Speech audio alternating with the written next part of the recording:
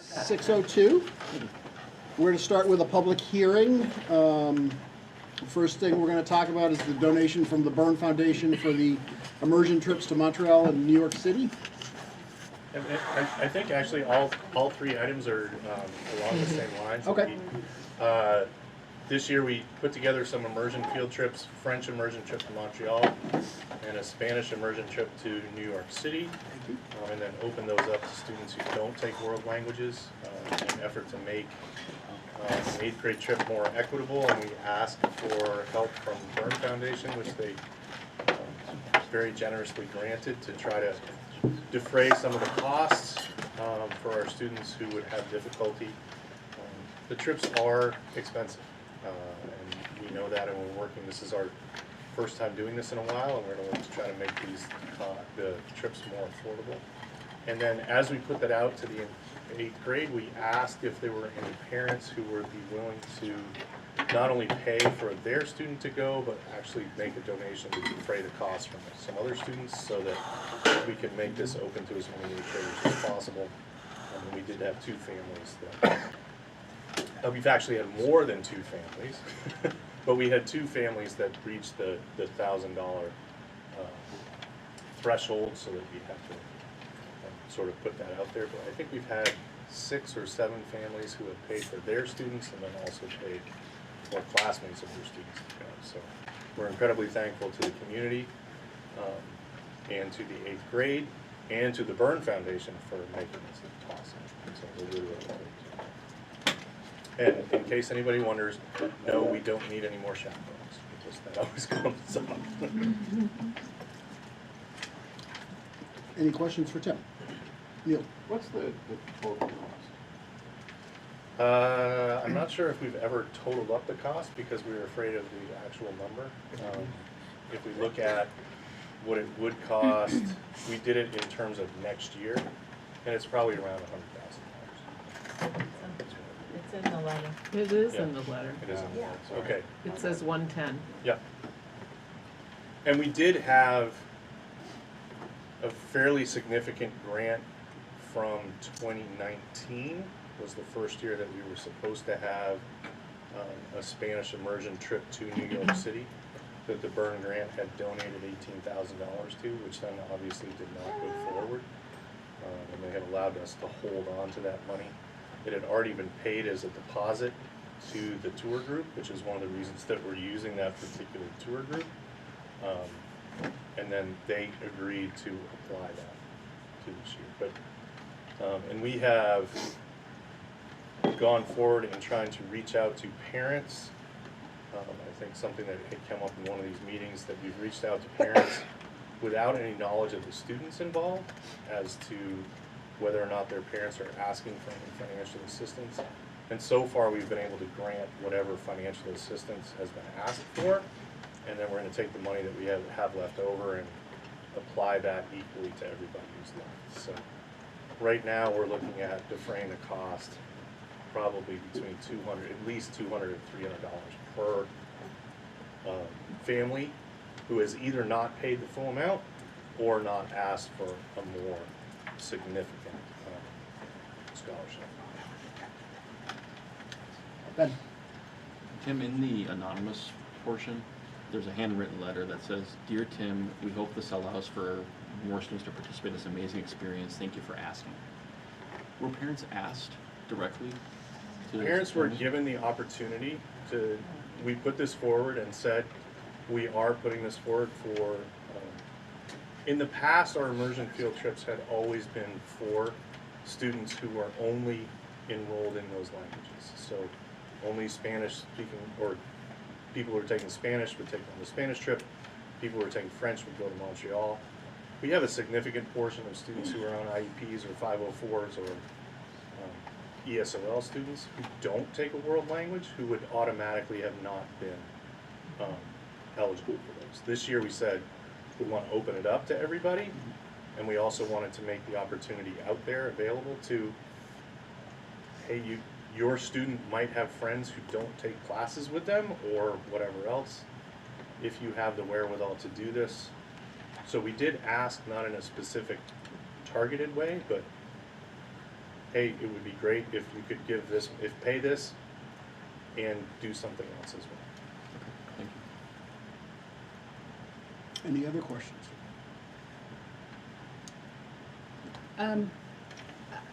I'm just wondering about this opening up to everyone, as it seems like it's a sort of language and language immersion, and it seems like it may limit the trip if you're not, there could be experiences that if it's kids who've been studying for 2 years, French for 2 years, are participating in, there could be activities geared to that in French, in that language, that would enhance the trip, which seems like the value of it may be defrayed by opening up to everyone, or the Spanish kid wants to go with his friend to the French trip, even though that's So sort of not the intent. There is no doubt that we're sort of figuring this out as we go along. We set it up so that if you're in French, you're going on a French trip. If you're in Spanish, you're going to go on the Spanish trip. If you don't take a language, that's where you get to choose. And we have asked those students, because people don't take languages for a number of reasons, ask those students to enroll in a Duolingo class to at least get some understanding of what the language is, saying that this would actually help your experience. Most of the tours are done bilingually, but they're done in the target language first. So that the first part of it is, okay, we're going to talk about this in French, and then we'll switch and do it in English, hopefully giving both the immersion and the people who are sort of new to the language an experience for the next one. So, would it be ideal that it would be entirely immersion? Yes. The other part of that is that while we can say that a New York City trip is entirely Spanish immersion, you're in New York City, so you're going to hear plenty of English. It's not the same experience that perhaps going to Montreal would be. So there's a little bit of sort of sway in that. Yeah, and I think this is the first time we've tried this. Bless you. And we'll see what happens. And we'll see what happens. Any other questions? Can I have a motion for the donation from the Byrne Foundation? Okay. I'll make that motion that I want to, that there are board members online, so we need to do it individually. Move to approve the donation with gratitude from the Jack and Dorothy Byrne Foundation in the amount of $20,000 to be applied to the cost of the RMS World Language Immersive Trips to Montreal and New York City in April and May 2023. Do I have a second? Lisa. Okay, going around, starting with Neil. Odell, yes. Kenny, yes. Christie, yes. Carmen, yes. DeBlasio, yes. Johnson, yes. Keeney, yes. There, yes. Nelson, yes. Hartman, yes. Kelly has her hand up separately. Kelly? Yes.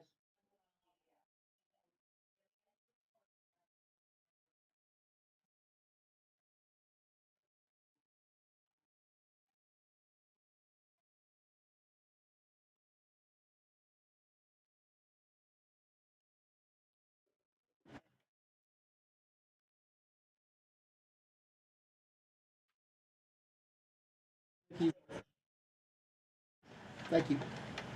Okay, moving on to the donation, the second donation.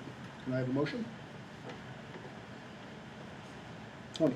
Move to accept with sincere gratitude the $1,000 donation from the Chowdhury Walters family to support the full cost of another student attending the 8th grade World Language Immersion Trip as presented. Can I have a second?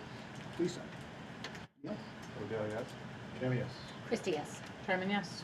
DeBlasio, yes. Johnson, yes. Keeney, yes. There, yes. Nelson, yes. Hartman, yes. Kelly? Thank you. Moving on to the third. Do I have a motion? Tony. Move to accept with sincere gratitude the $1,000 donation from an 8th grade family that wishes to remain anonymous to support the full cost of one student to attend one of the World Language Immersion Trips. Second. Deb? Neil? Odell, yes. Kenny, yes. Carmen, yes. DeBlasio, yes. Johnson, yes. Keeney, yes. There, yes. Nelson, yes. Hartman, yes. Lisa? Christie, yes. Thank you. So at this point, we're going to close the public hearing. move into our regular school board meeting. Anyone have any items to remove or move or add to the schedule tonight? Seeing none, we're moving on. Public comments.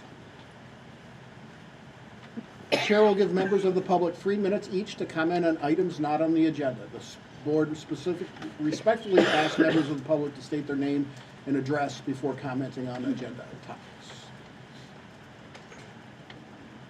Any public want to make a comment? Anything online? Okay.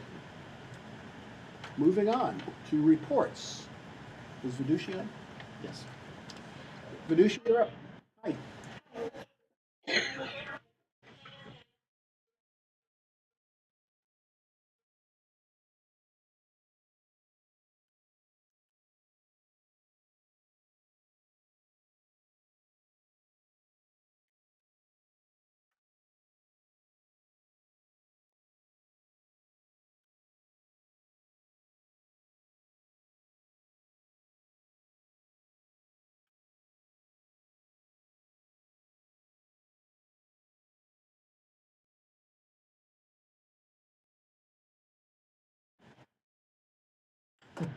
Thank you, Vidushi. Any comments or questions for Vidushi? Seeing none, moving on to Julie. Again, I told Tim and Julie at the last prep meeting that we're going to change how we kind of run the principals reports. Since everyone gets this in advance and in writing, we don't need a full recitation of it. So if someone has a comment or a question, they can ask Julie. Made some decisions about the schedule for next year. So that would probably be on this whole list of reports, Yep. the thing that you might be asked most about. Can you just give us a highlight of the Yeah, schedule? so right now we have blocks and periods running together in the we can have it all fashion, and that has caused problems for kids not being able to have foreign language and music at the same time, things that we think they should be able to get. So the decision was made as a staff to go to all blocks for next year, except the Wednesday will run in a period fashion, all 7, and we'll have 4 blocks on Monday, 3 on Tuesday, 4 on Thursday, 3 on Friday. So the daily meetings that world languages really loved, and also chorus really liked, and then sprinkling throughout are not going to happen. And there are some hard feelings about that with the staff. It was a hard conversation to go through. But we did it, and we're on the other side of it. Any comments or questions for Julie? Thank you. Can you just talk about the workshop that's happening in May? Oh, Or January? Yeah, so instructional coaching. Yeah. So instructional coaching workshop, Robin wrote for money from one of the title two, okay, and got money for PD. And so a number of our staff, we have an instructional coach at Point 4, a number of staff are interested in it. Some went to an instructional coaching conference this summer, really felt like it even helped them to receive coaching, but also to understand the whole process and support it. And so a number of people were interested and want to go to this one-day workshop that Robin and Sally Hare organized. And so we're headed there. Ben? Can you walk me/us through what is Circle and what is Circle's S2? Yeah, so Circle is we have advisory groups, and every week they meet for lunch. So our students in Circle, there are 10 students, 1 adult, eat lunch together on Fridays. And on Tuesdays, they have a social emotional curriculum that we go through, and they sit in a circle and they go through this curriculum. And semester 2 is S2. Okay. And so we had plans to dive a little deeper into the social emotional curriculum and go in a certain direction second semester, and we're being trained in staff meeting to do that for second semester. And then some people were feeling uncomfortable. We had to gauge where we were, and we put the brakes on going in that direction, but we're going to still do the training and then decide if we want to go in that direction next year. Do we want to just go that direction with our seniors? and it was diving into identity issues. Was that blocked by the staff or by the students? Oh, by the students weren't really aware of it Okay. coming second semester, so it was by the staff. Yeah.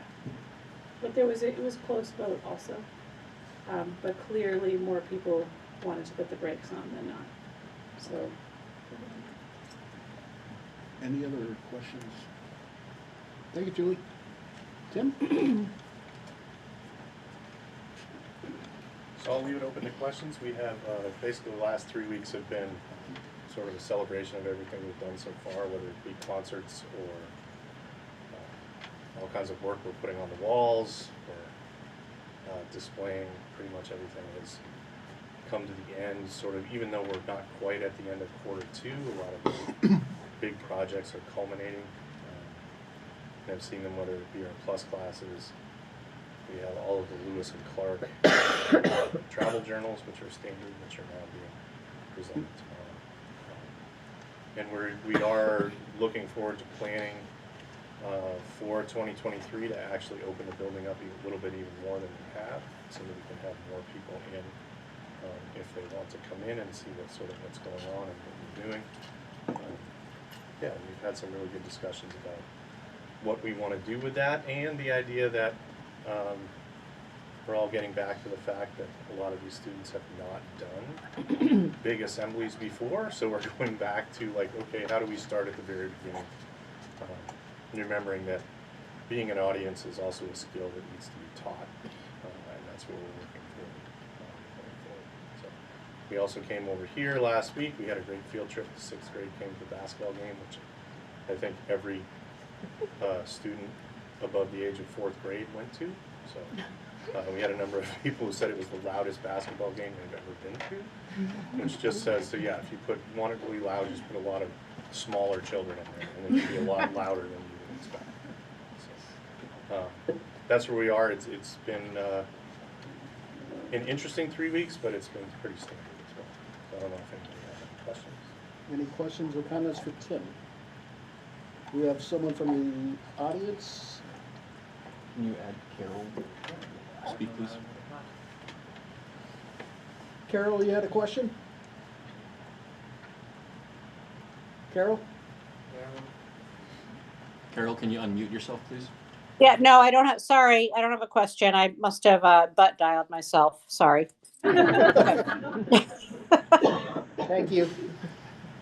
Okay, thanks, Tim. Thank you. Okay, now we're going to move to the budget presentation. It says 30 minutes. Well, I mean, actually, they were posted in advance, so if everyone's read it, I can just follow suit like the principal. So, all right. I warned Can I you. just ask, so the budget books are out, but we're not picking up hard copies anymore. I did not make hard copies. If somebody wants a hard copy, if you just let me know, request one, I will print them all off for you. Yeah, we were going electronic, but I have printed a few for folks who would like to have them. So Great. if you want them, let me know. Kim? Great. So for folks who may be joining online or whatnot, so I'm Kim Hartman. I'm a board member and then the budget committee chair. So Jamie Teague, business administrator, and I will be tag teaming the presentation, and we will be dishing off all the hard questions to the principals and Jay. So anyways, this is the first view that the board will be seeing tonight of the draft budget. This is not going to be voted on tonight, just so you all know that's what January is for. And we can kind of kick it off. So tonight we'll be having about 9 chapters, let's call it. So we'll first start with the budget process. Then we'll talk about kind of the economy, like what's going on locally, and a budget summary, just an overview of our expenditures. We'll talk about each of the building levels. We'll talk about RMS first and then Hanover High. And then we will talk about district-wide, which is kind of like the umbrella administrative maintenance entity that kind of services both RMS and Hanover and High. And then we'll talk about the net assessment, and net assessment is defined by revenues, expenditures, less revenues. And then we will talk, we might take a break after some of those sections in there if people have any specific questions. And then, you know, if we think at that point we need to have further reductions in the expenditures or not, we have the budget committee provided budget options for us to consider. And then I think we'll maybe save the warrant considerations for the next agenda item, which is warrants. So we'll kind of save that. So that's what we're going to be talking about tonight. So stay tuned. So for the budget process, we have really this is a process from a board's perspective that kicked off on August 3rd with our Dresden Budget Committee. Board should be pretty familiar with this process. We looked as a committee at economic conditions, set a 3% expenditure increase as our board guideline, and that was approved in September 27th. And then essentially from there, administration goes off and works with staff to build what the actual numbers are more likely to look like. So this is kind of like a target of 3%. And then we have two versions that the Budget Committee looked at in November, and then the Hanover Finance Committee, which also is acting as the Dresden Finance Committee at this point, gave feedback on the school budgets on December 12th, and then now here we are to talk about the budget proposal. So just keep in mind that we will be adopting January 10th for Dresden. Okay. So who is on this budget committee? These are the members, and frankly, there are a lot more people that help with the budgets. This is just a very small list, but these are the board level budget committee. And we also met with Norwich Budget Committee, Hanover Budget Committee, and SAU 70 Budget Committee jointly, because at the end of the day, we're going to all be looking at kind of same Hanover and Norwich taxpayers, and we wanted to kind of get a overall sense of where SAU 70, all of our boards wide were, and so we had a good discussion there. So, moving on then. The next two slides, I think we can kind of go through quickly. Just, I think what's important to know is that there is a lot of people that help build these budgets, and they do a lot of work between that late August and early, in an October timeframe, including kind of engaging other committees which board members sit on, like CPP, to kind of figure out strategic priorities of the high school. So let's talk about the economy. So on slide 9, word of the year, or 2 years, inflation really, you can see from this chart right here, has really risen pretty sharply over the last 2 years. It's currently at a 6.9% year over year as of October's last reporting. And it's really been putting pressure on everyone's budget. School budgets are no exception. We don't get to skip out of that. And then on slide 10, we're kind of looking at, okay, what's happening in people's household incomes, what's going on, and just as an interesting point, in 2023, actually Social Security payments will be going up, often because of this inflation, 8.7%, but actually Medicare Part B premiums will be going down by 3.1%. So just to kind of give you a sense of what's happening there. For those who are in the kind of upper valley workforce, these are some data from the U.S. Bureau of Labor Statistics that essentially says that wage growth as of last reported has increased at least 4.3% since last year. That's for Grafton County and all industries. If you look at Grafton County for education and health sectors, it's a 4.6% increase. If you look at Windsor County, it's 6.9% increase for all industries and a 9.3% in education and health. But just keep in mind, like Dartmouth College and Dartmouth and DH are, on the Grafton County side. Big swing. So, slide 12. Unemployment rates still pretty much remain pretty low, although we have been tracking this slide at the budget committee level for a couple of years now, and I would say that orange side, our current slide, is kind of ticking up high. It was ticking up higher than it has been. So I know there's been some discussion in financial news of potentially, an impending recession at some point, as we're correcting. But just wanted to share that. It's still on the kind of net pretty low. All right, so for our budget summary, so now we're going back to the schools, which is really what we're here to talk about. The budget, when I kind of say budget, think of I'm saying budget expenditures. This is the total gross amount. These are all the goods and services that a school district will buy or procure or hire. And so I'm following along. I don't have my glasses, so I can't really see. I think I sat too far away. But so we have this essentially is a flow chart that starts on the left with the first blue column is the FY23 budget, and that was 29.8 million.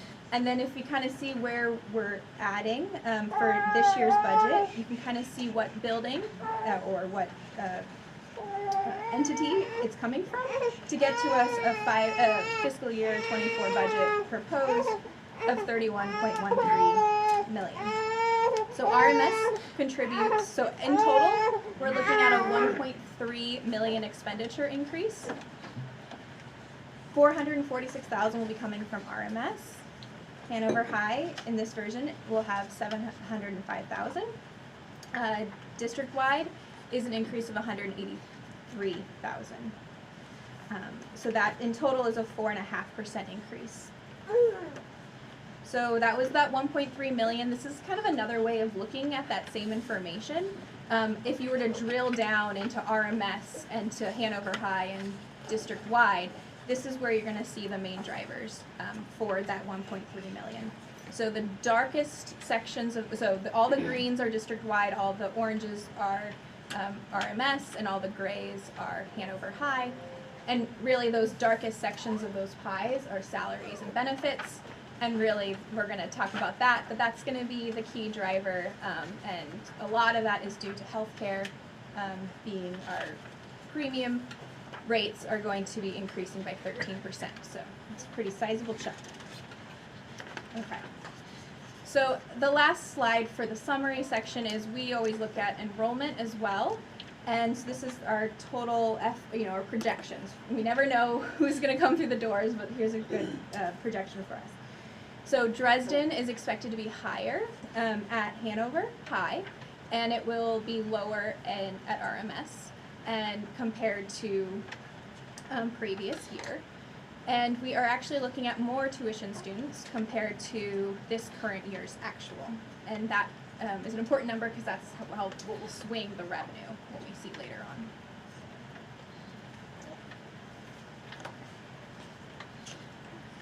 So, so I guess any questions, or we're good to go with Richmond? Okay. I think we'll stop after Richmond Middle School too, if there are specific questions on any particular item. Okay. So this is a kind of like if you keep drilling down into the details, right? So now we're looking at just the RMS budget, and these are the kind of total by function. You can kind of see regular ed and special ed. Special education, based upon student need, is declining, and so you will see that there will be a change of expenditures there. But in total, the RMS budget will be up 5.25% compared to last year, or that $446,000. We're going to keep drilling down. These are the significant changes of the budget. All of those from salaries down to building and site improvements that are listed there are kind of your big dollar swings. Anything else that's kind of smaller than that is put into the other changes. So if you can see inside this orange box, you have the significant changes, which is the total, which is $389,000 if you were to add those. And then other changes is everything else. And then that kind of gets you to foot to that 446 again. So of the significant changes, we can kind of walk through these. The salaries, we have a contracted union wage increase. This was what we as voters voted on last year and are just executing it this year. We are having a 2.5% COLA for a non-union wage increase on the base. And in total, there's going to be a 1.8 decrease in total FTEs. So the so that gets you that 171,000. And so then we're looking at benefits, which is pretty close. It's a $136,000 increase. and that's with that 13% health insurance rate increase, in addition to election changes. We do have a small good guy in there of a New Hampshire retirement system. The rate decreased, and that will continue for 2 years until they readjust rates again. But that does not really, it offsets slightly, but not really the full 13% health insurance part. Retirees, this is again of $22,000, just health insurance adjustments. The regular ed, we have a continuation of a best interest placement at RMS, and that's for $40,700. Regular ed, we kind of heard a little bit about it, right? But in the budget is an additional $25,000 for the grade 8 immersion field trips to New York City and Montreal. And then we have building maintenance custodial, which is really just supplies and utilities inflation of $15,850. We have technology equipment. This was equipment that was purchased last year, and we don't need to do it, which is why it's a good guy of $11,000. And then same with the purchase property services. We don't need to do it again. A savings of $11,500. So that kind of gives you the drivers. What is not included in here, right? So we are currently undergoing service staff negotiations. That will be a separate warrant article to be approved. And we have not made any changes to substitute compensation. I would say it's probably the only staffing group that we have not put that out there in case the board would like to opine on that. So the current substitute rate is $100, 95? I thought it was It's 105. I think it's 105. 105. I have to double check. Yeah, all right. We're keeping track of the other districts. Bridget and Amy do that in HR, yep. We're competitive. I believe so. I don't know directly. I don't deal on. I think it's been 2 years since we We addressed it. we addressed it significantly 2 years ago, but we haven't changed it since 2 years ago. I So have one other question. So in our collective bargaining agreement that we reached that was passed in March, we changed the elections for healthcare. Have we started to see You mean for retirees? well, and also the family, didn't we change the percentage of? The copay. Yeah, the copay. Yeah. Are we starting to see any impact or effect?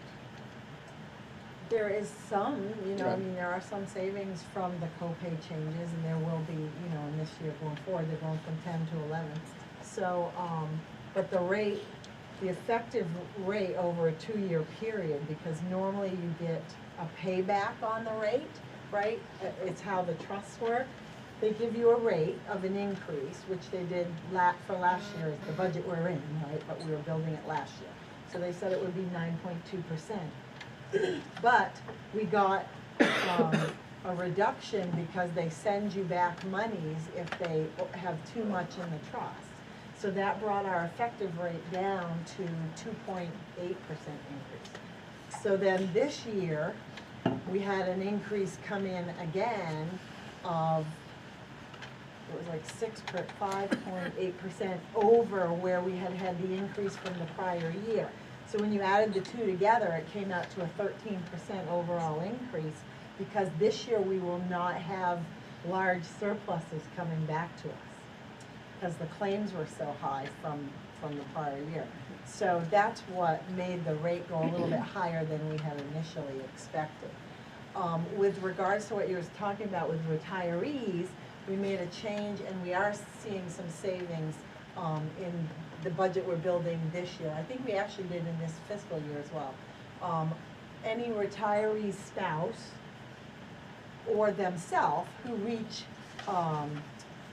Medicare eligible age, they used to just remain on the regular plan, which is very expensive. So with the CBAs, we were able to make that change where now we will pay for the difference.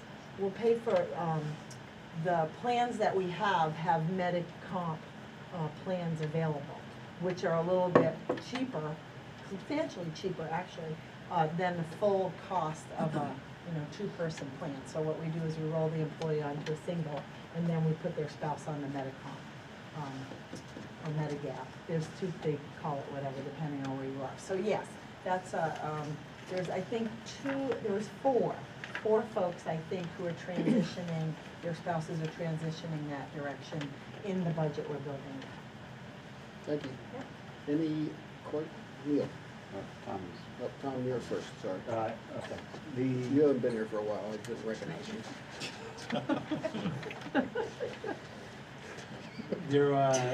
And because I haven't been here, I wonder if I missed this question earlier, but the reference to the $25,000 for the immersion field trips, was there anything in there pre-pandemic for these field trips? This is a totally new, thanks. Yeah, I believe, and correct me if I'm wrong, I believe the total amount of the field trip budget in the prior year, well, during COVID, we cut it actually out entirely, and then when we added it back, it was 25,000, 26,000 total. Right. Something like And that. so this is in addition to what we just talked about in terms of, we hope to continue this, that we're starting this year without as much fundraising as we're trying to do this year. So we're trying to budget part of it, knowing that we would never be able to budget all of it. No, I was just wondering if there was a part of it included in the pre-pandemic field trip. No, we have, It's 24. post-pandemic, we took our field trip money and pooled it instead of having it in specific lines for specific departments. And then we sort of use it as people apply for it, but it's significantly less. This would be a pretty big addition. Any other, Neil? Going back to the health insurance piece, Jamie, do we have the ability to drill in on the claims piece of things? We do for the support staff and teachers. They won't let you drill down for groups 50 or less. So yes, we do. I can tell you that, so the information I was just talking about with that rate, that was for non-union and service, okay? For the support and, let me think about that, hold on, I just confused myself, because I was talking about insurance today for non-union and service. Well, I No, think that it- was for school care. So,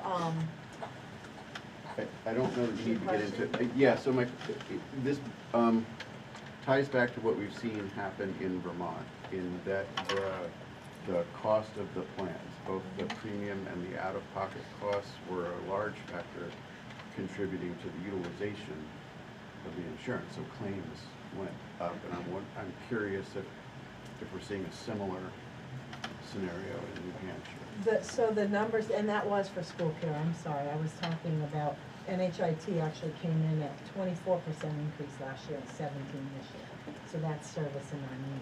But school care is the one that effectively over 2 years came in at 13.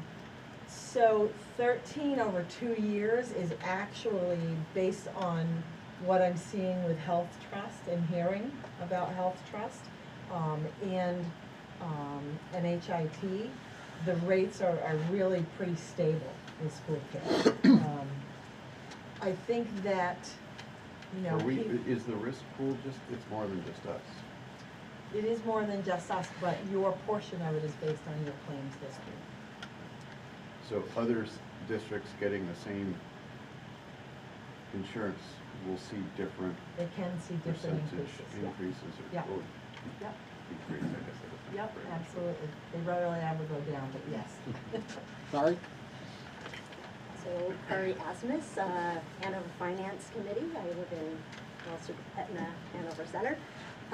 It's on health insurance. I did notice that non-union increases in health insurance are more in the 8%. And I was just wondering how that is, and is there any way to, in the future, have that be aligned, if that's a generally better or smaller increases? So, what I just referenced is the healthcare for non-union and support, for non-union and service. It's small pool because it's below 50 lives. And so we have been really stable. But as you know, when claims or catastrophic claims occur in small pools, it can drive your your rates up higher. So right now, we're in conversation with the administration about looking at different plans. We'll be moving to a different plans.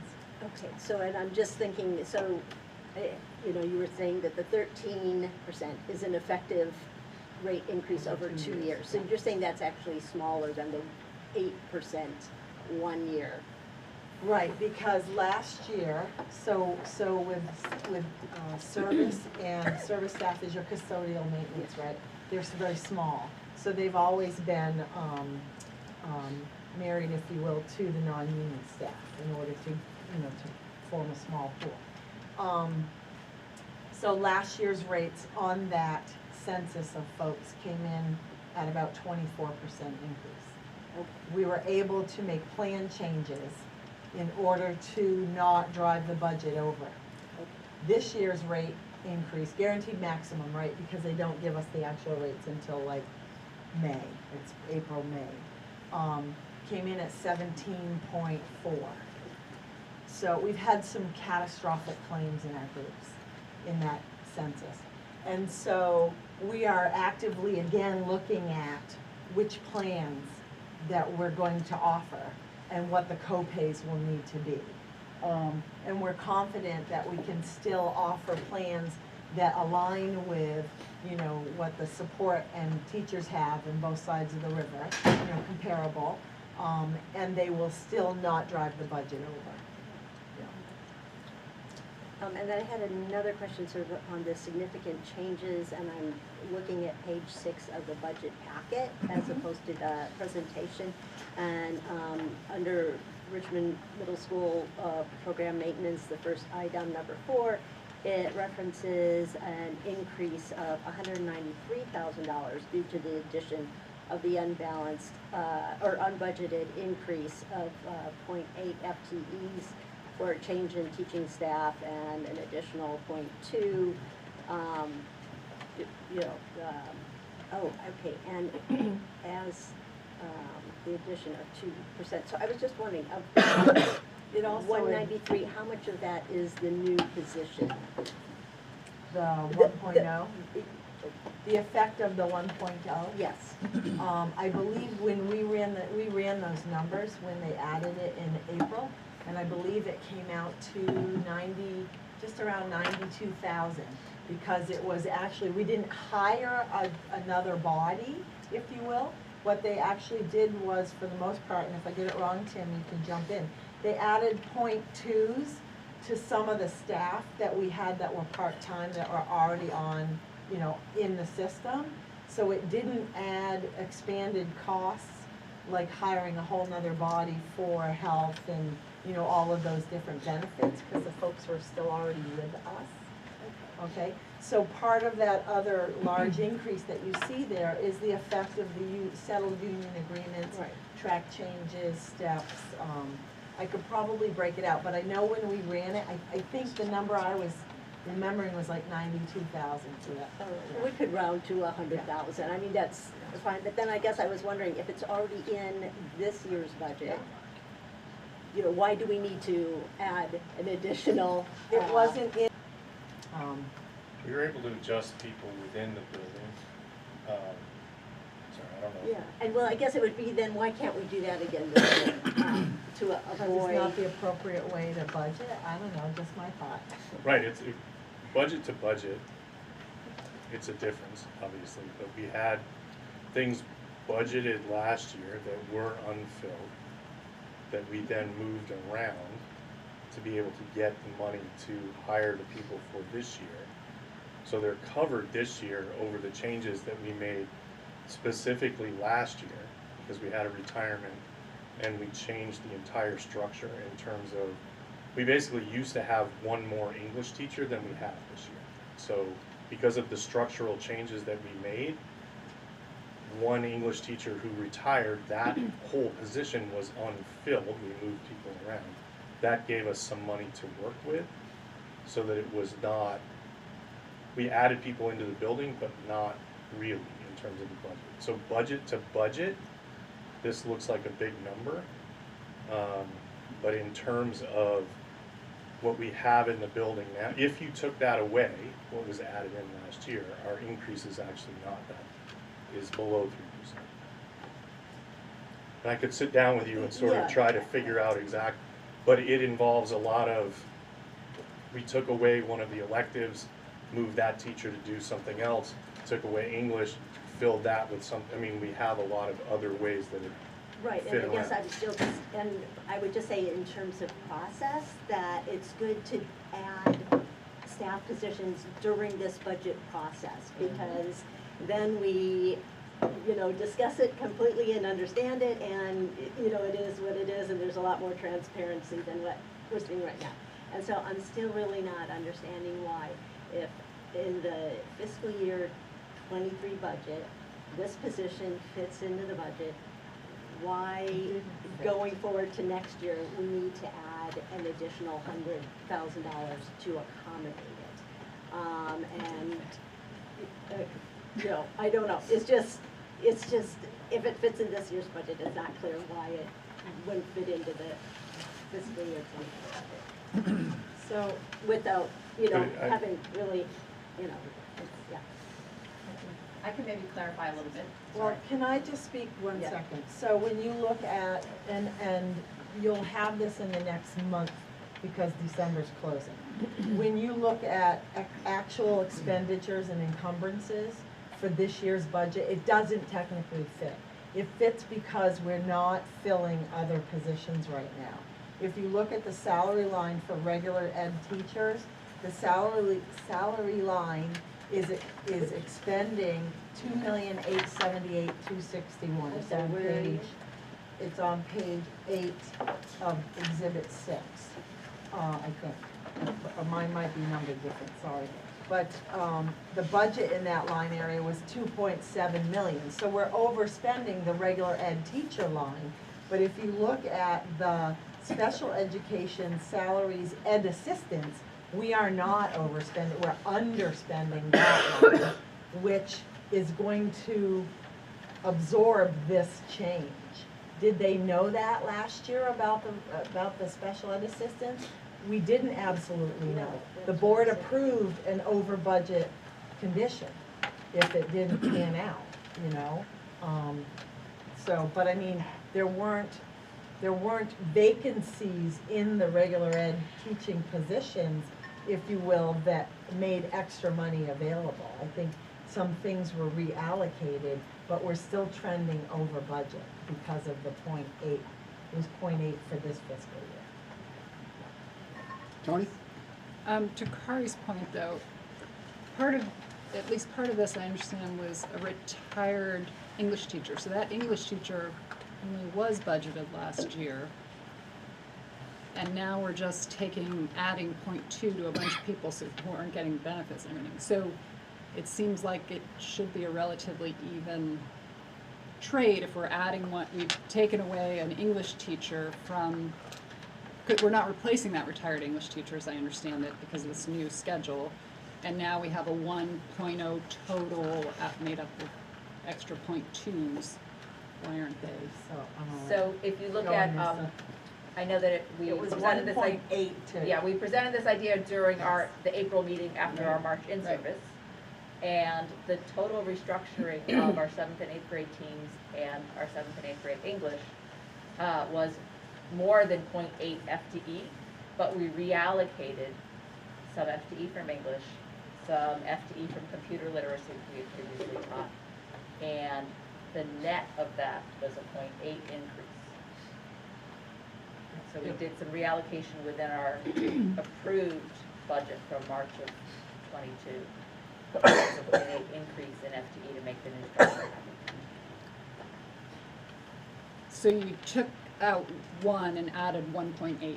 Is that to Took out accommodate one, this new we took schedule? out more than that. But yeah, we did some, it was a net 0.8. We moved some people around, and one of the things that happens when you're looking at a budget is you're looking at numbers in terms of percentages. Those don't correspond to people. We have very few people at the Richmond School who are actually part-time. Most of our people are full-time. So that we take away a 0.6 computer teacher and allocate that 0.6 to 8th grade math. But that's the same person who's basically gone from one to another. So we took away, yes, we did have a retirement of 1.0 English teacher. We added in the addition to 1.8 So the additional was the 0.8 at that time. It's actually more than 1.8 person in the building. And the extra 0.2 to get to the 1.0 for this year is that instructional coach. And we're trying to add a part-time instructional coach to sort of bring us in line with the rest of the district in terms of what we are doing. Kim? Actually, that would be a perfect segue to our next slide if we don't mind. So, yeah. But I mean, Jamie. I'm just gonna say that if you go back to the April meeting in '22, there's a presentation about what was done and a write-up. Okay, so Kari, if you go back and check that out, or I can send them to Yeah, you. no, I okay? would just say, I did read the minutes, Oh, okay. not realizing that there There's- was a yeah, whole there's a- presentation, but the minutes are very. Yeah, there's a whole presentation which they went through, Okay. so it'll give you a better understanding of what occurred. Okay? All right, sorry about that, I digress. We also will talk about it in the next couple of slides. Yes, I'm So coming we can back. go back to Sorry. slide 20, I please. am, right there. Don't digress. On the slide. Okay, so, I mean, I think Tim stole his own thunder a little bit, but, this is where the 1.0 net FTE decrease comes from, right? So we have that 1.0 reg ed teacher, which is that 0.8 for this interdisciplinary teaming model, which we'll talk about in the next couple of slides. And then 0.2 is that instructional coach. And then we have kind of a savings, if you say, of FTEs and 2.8, which is the special ed aides and non-certified staff, and that's where you get the 1.8. So, and maybe I'll have Tim, or in this, come a little bit closer for this discussion. But so this is how the RMS restructured. We kind of talked about it a little bit, but students so what this slide says is on the left column, it's what the student experiences with the new schedule. On the right is the teacher experience. And then we have like the new plus class offerings, which we'll talk about what plus class offerings are in a little bit. But as the student experience, like in what they're experiencing really right now, but also what hopefully, in the budget next year as well, we have students have an 8-period day, and they will join one team, an academic team, of English, math, science, and social studies. Those teachers will work together, get to know their students with their own personal cohort better. And then world language will also kind of be a shared resource. It's not team. Same with the plus class, and they have 2 electives. That kind of gets you your 8-period day. And we talked about that there's no more double English. Is that a question? 2 of them, actually. Okay. Maybe I'll just finish the slide then. So then as far as the teacher experience, we have the, teacher teaches a full 5-period course, or 5-period teaching load. There are 4 sections, and then again, we just said that they're kind of grouped together in those 4 core academic areas. And then they teach 1 class of an enrichment or skill building class, which is more project-based. And like I already said, the world language elective and plus classes are not teamed. And as of right now, these are the new plus class offerings, which can obviously change based upon student interest and expertise.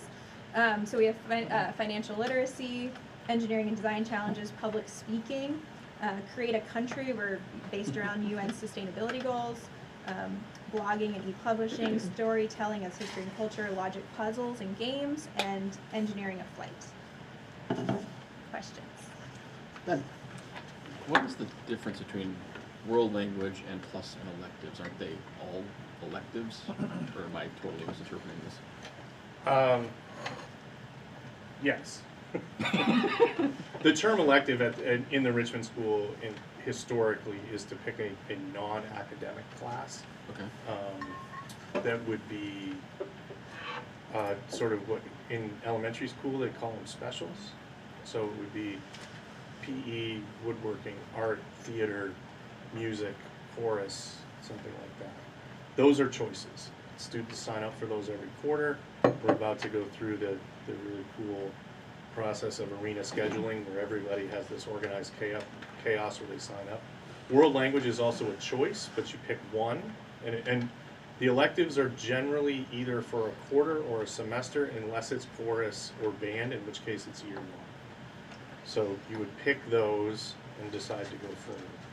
World language is another one of those you would choose, or sometimes your parents would choose, which of those courses you would take. Not everybody is required to take a world language. If you have, like I said, I think before, if you're English language learner, if you have a 504, an IEP, if you've moved to the district and don't have any previous experience with a language, or have experience with another language, which is what we more often have the case with, then sometimes people will wait and just start a language in high school. So they would have extra spaces and electives. The plus classes are non-academic, but they're also non-chosen. So you will take a plus class if you're in the 7th and 8th grade, and it will rotate on a schedule that Anissa has in her head, which is amazing, so that everybody will have something. But you don't necessarily get to choose that. So you can't opt out of a plus class to take more work. So you're going to be in a plus class with your team teachers, with the students who are on your team, not the same students all the way through, going forward. So it's basically an enrichment class. It's a way for us to add back things that we've had to pull out of the curriculum, because frankly, people keep adding things to the curriculum. Those darn people. Yeah. So. Tony? I'm still confused about the staffing, because this slide, back one slide, shows a net 1.8 decrease, but the part of the budget book that Kari just pointed to talks about a budget increase due to a 0.8 plus 0.2 FTE increase. For certified staff, which is how you get that top regular ed piece. Right, but so I'm still left with, why are they increasing when staff is decreasing? Because 2.8 is special ed aides, not teachers. So it's in two different sections. So to see the decrease, you would go to the significant changes overview exhibit 1, excuse me, and it's in a different section, which is down below. So we're replacing more expensively, positions with cheaper positions, Somewhat, yeah. leading to a Special ed budgetary goes down increase. 94,000 for the. Right. If you look at the all the detailed budget, it's a drop of almost 100 grand. But the budget itself will go up, Tony, because it was unbudgeted last year, so it catches up to itself, basically, unfortunately. Any other, Carrie? Kerry Callahan, Vice Chair of the Hanover Finance Committee, 9 North Park Street. I know you're down 16 years, this year, budget to budget in terms of enrollment, Tim, but on a 2-year look, you're pretty flat. So you were at 357 2 years ago, 355 in the year that's being budgeted. Last year you added 1.3 FTE regular ed. With this proposal will be another 1, so that's a 2.3 regular ed FTE add on flat enrollment on a 2-year look. How much of that is being driven by regular ed teachers teaching 5/8 of the day versus whatever it was prior? In other words, is there less teaching time? And the 1.0, where this gets confusing is that sort of what we have right now is not what we had budgeted. So we in fact did not increase in our budget last. I think we went up 0.3. We added part of an art teacher to the budget last year. After the budgetary process, we added other people to try to make this change. The teaching load remains exactly the same. And in fact, in a lot of ways, this is one of the things that I'm very thankful for in our 7th and 8th grade teams. The load remained the same. The preps, if anybody's taught, changed. So everybody picked up at least one extra prep. They're teaching a plus class they've never taught before. Our 8th grade math teachers are now teaching 3 classes instead of 2 or 1. Our 7th grade math teachers are teaching at least 2 levels of math. So the teaching load has remained steady, if not sort of incrementally, not in case of what you pay, but incrementally has gone up. And if you look at sort of the presentation from April a lot of this, we were as surprised as anybody else. A lot of this was driven by the teachers to say, I know this is gonna be harder for us, we're gonna have to do more things, but I think it's really important that we be able to do this. In terms of the numbers, historically, from what I've been able to look at, that number stays relatively steady because of people who move into the district that we can't necessarily predict. So even, it's almost as if we have a small class at the Ray School, it means there's more availability, so we get more people. So we have more people coming into the district. We're adding at least two people over break who are moving here and starting in January. So we do see those numbers sort of remain the same. We were cognizant of that, definitely, that we didn't want to say like, okay, we're adding all these teachers even though the numbers are going down. The numbers are remaining the same, and it actually gives us more flexibility in terms of not having to jockey which. We used to have the 7th and 8th grade, one of them would have 7 sections and one would have 8 sections. So you could have, like this year, if we had stayed the same, the current 8th graders, which are slightly smaller, they're like, I think 2 or 3 people less, they would have had 7 sections in 7th grade and 7 sections in 8th grade, which means that a number of those students would have had significantly larger classes than the other people who had experienced the enrichments were the same. This way, they're pretty much the same, all of them through. So the students are going to have an equivalent experience in terms of class size, in terms of what they're getting. Kim? So yeah, just to summarize, and actually I was going to bring up things, so thank you for bringing up that last point. So the board has been presented with essentially two different times where RMS has asked for more teacher FTEs. The first time was to equalize class sizes, and that was in some of the budgets that you've seen in the past, right? So that was because it was every other year, one 7th grader or the 8th grade cohort gets the smaller class sizes, right? And so we said, all right, let's kind of have more equalized classes. And this, and why we're kind of going into the details on this one, too, is the second time. So it's, all right, we need an additional 0.8 on the net to make these teams. So that's the two main reasons, you know. And of course, there's other FTEs that move around, non-certified, and what we can and can't fill. That's kind of a little bit different discussion. But those are the two main tick-ups over the last few years in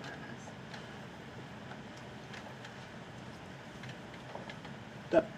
What I think bears emphasizing is something that Kari said, which is when this all comes before the board. And clearly having a position added in April is not ideal. And being consistent with the budget process is the goal and makes everything a whole lot easier.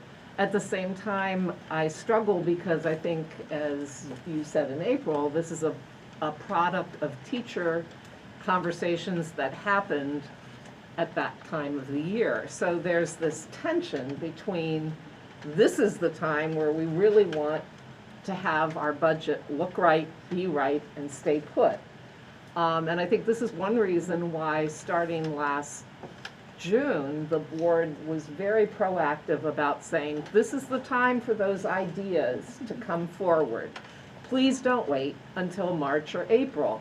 And I know at many of our board meetings, we have asked people to do that. And I think there is real value, given the beginning of this presentation and looking at inflation and everything else, to say, done, we're done. It might be a great idea, but you need to fit it into the process at the right time. So I'm going to cross my fingers and hope that there aren't any brilliant ideas that people decide to come up with in March and April. Thank you. You're off your soapbox? Yes. Okay. Tony?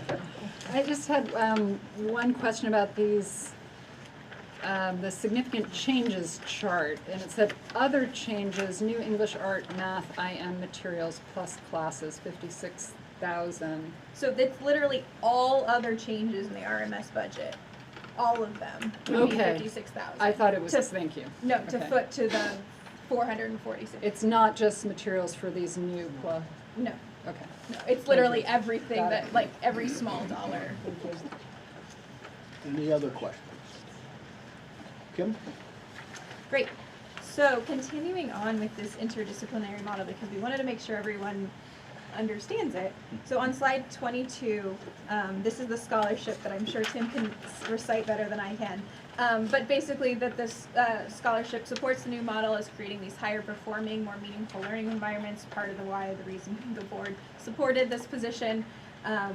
And, you know, in addition to kind of having this more challenging, integrative, exploratory curriculum, we have that 4+1 model, improve social emotional learning as teachers are to be able to kind of understand their cohort a little bit better, have more of these discussions on what are you doing, what should we do with this student, and it really also tries to like normalize some of that like instructional coaching between teaching colleagues.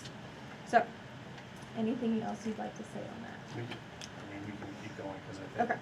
So slide 23, this is, so those are kind of the research-based benefits, right? And this is what have we actually experienced this year. And of course, we're not completely done through the year, and it's always hard to assess when you're still flying the plane. I haven't quite landed. So on the slide, it's kind of what is the school seen as the results. There's been increased enrichment opportunities. There's been stronger social and emotional learning. It's interesting to note that there's been reduced cases of serious emotional issues across the grades. And this is even in spite of a long-term guidance counselor absence. And there's also kind of that smaller classes that we mentioned. So in the grades 7th and 8th, these are student feedback, which I think is pretty great. And 66% of students agreed that the plus classes taught skills that the regular classes did not, with only 8% of students disagreeing. 38% felt that the class offered a new way to connect to teachers, with 17% disagreeing, and some didn't have an opinion. Some said 58% of students felt that the class offered learning without adding stress. I know we often talk as a board about the stress of our students and how do we kind of address that. I will say that I thought this was a little funny, but basically the most stressful plus class was public speaking, and I feel that right now. So I think that was kind of funny. And the students have really enjoyed this project-based type of class and having a choice in the different types of classes that they can take, even though they have to take a plus class. I think when we're looking at like where can we improve, it really just depends on the class. Like, was it a good fit for the student? Do they like math? Do they not like English? You know. So I think that's a little bit of that. And we've had great talks in the staff about sort of how do we move this going forward? Can we add more choice? I think it's something that we would want to do moving forward. We just, right now, we're hoping in 2 weeks to run our second run through the curriculum of all our plus classes. And then maybe we can sort of move forward with that. But we basically looked at this as sort of identifying the needs within the district. And one of the main needs, obviously, we want to make sure that students continue to excel academically. It's what we're all about. But one of the main things that's identified by students and parents is sort of stress and worrying about how do we get forward. So we're trying to create an area where you can learn something that's not, guitar or woodworking, that is a more academic skill, and make it less stress for students. So that was the whole idea behind this model. It seems so far to have been fairly successful. We combined this with a lot of the things that we learned coming out of COVID, which is that the connection with students, especially in middle school, is the most important. Our students still in 8th grade, 7th grade is a little bit more fluid because 7th graders are a little more fluid. But our 8th graders all have the same lunch group that they meet with on a daily basis, kind of like the high school's advisory. It's a smaller group from their homeroom. So these students are together for long periods of time with enough, it's not cohorted, we sort of mix them up. Students don't like the cohort. But there is less social stress for 8th graders because they don't constantly have to negotiate sort of how do I fit into each and every different class. They know the classes, they know the teachers. They're spending somewhere, I was thinking about it today, somewhere between 5 and 10 periods with the same teachers every week.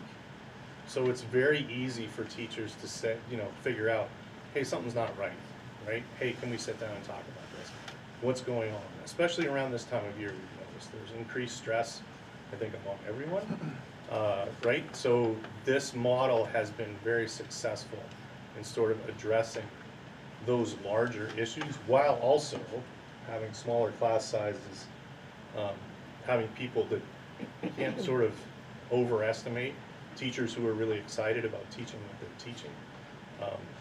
Anissa did a fantastic job with the schedule so that we have all of our small teams can meet on a daily basis and talk about students, but also all of our departments in the grades can also meet on a daily basis.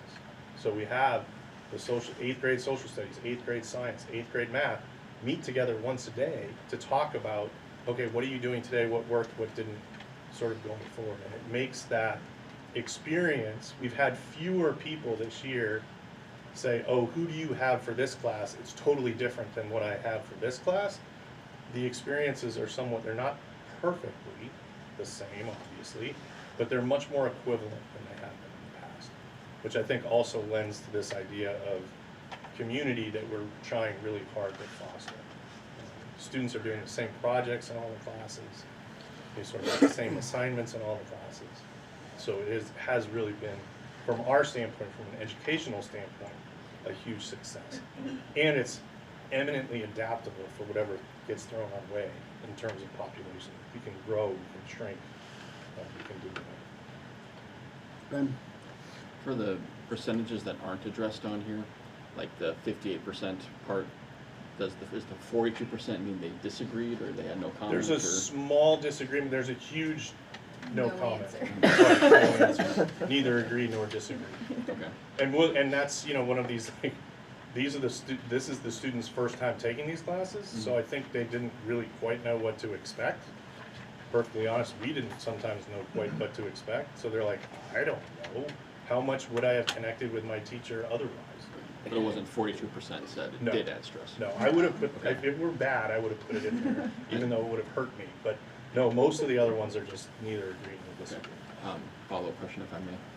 For the public speaking aspect, so I got a little confused when I asked you earlier whether the pluses were required. You said that the students don't really have a choice about pluses. So am I right then that public speaking was required? Yes. Okay. Well, it has been for half. The other half will get it in the second semester. Okay. Just out of curiosity, did any student or parent try to get out of the class? No. Not so far. Well, and the public speaking is not necessarily what you would, it's modeled more on a TED Talk. Okay.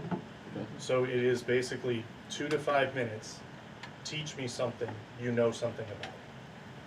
And most of the students they're like, oh, I can do that, until it gets to the point where they have to step forward and be like, okay, I really don't want to do this. But the whole process of trying to create public speaking and, as we said, sort of normalizing that fear is a good thing. Yeah, I think it's a great idea. Yeah, which we also say the other part of this that's really bad is who's not afraid of speaking in public? Teachers. So like the people who are like, why is this such a big deal? They don't understand that, yeah, for some of the students it's difficult. But we try to come up with other ways, smaller, some people who are like, I really can't do it, only do it for the teacher or do it for a small group of their friends. So we try to come up with some way that they can fulfill those requirements. Any other questions or comments? All right, so the last slide for RMS is just to kind of recap what we've all talked about, and that's, you'll see a similar type slide for Hanover High as well. And really we're just trying to maintain the access to the current educational program while also offering all these other benefits. Our students will likely feel less stressed if these results continue with the plus classes, learn new skills with the plus classes, receive that high quality instruction with that additional 0.2 instructional coach, and then kind of learn better, faster in smaller class sizes, and have these immersive language program field trips.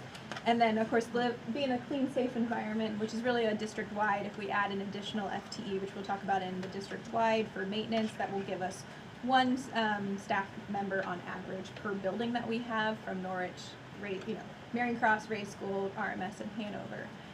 So that's kind of RMS budget. Sorry. Yeah, so I did have one other question, and this was just, when you're talking about equalizing the experience between the 7th and 8th graders. I do notice that next year the anticipated number of 8th graders is 132.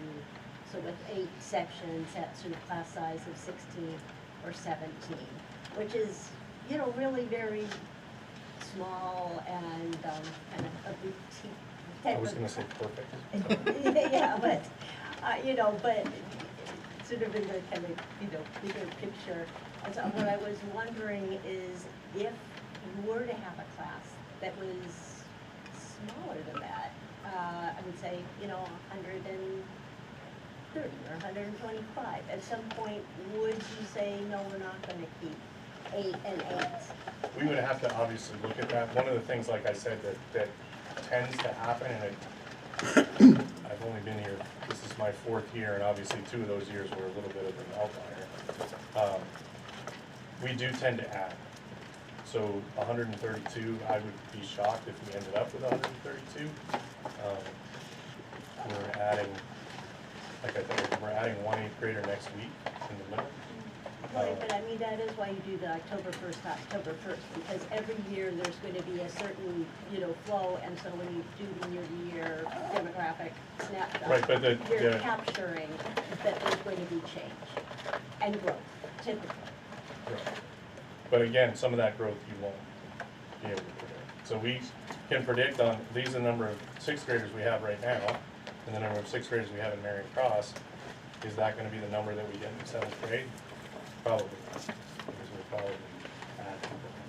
And if we don't, then we don't, and we have to try to figure it out. But it's from an educational standpoint, which is where we sort of come at this, it's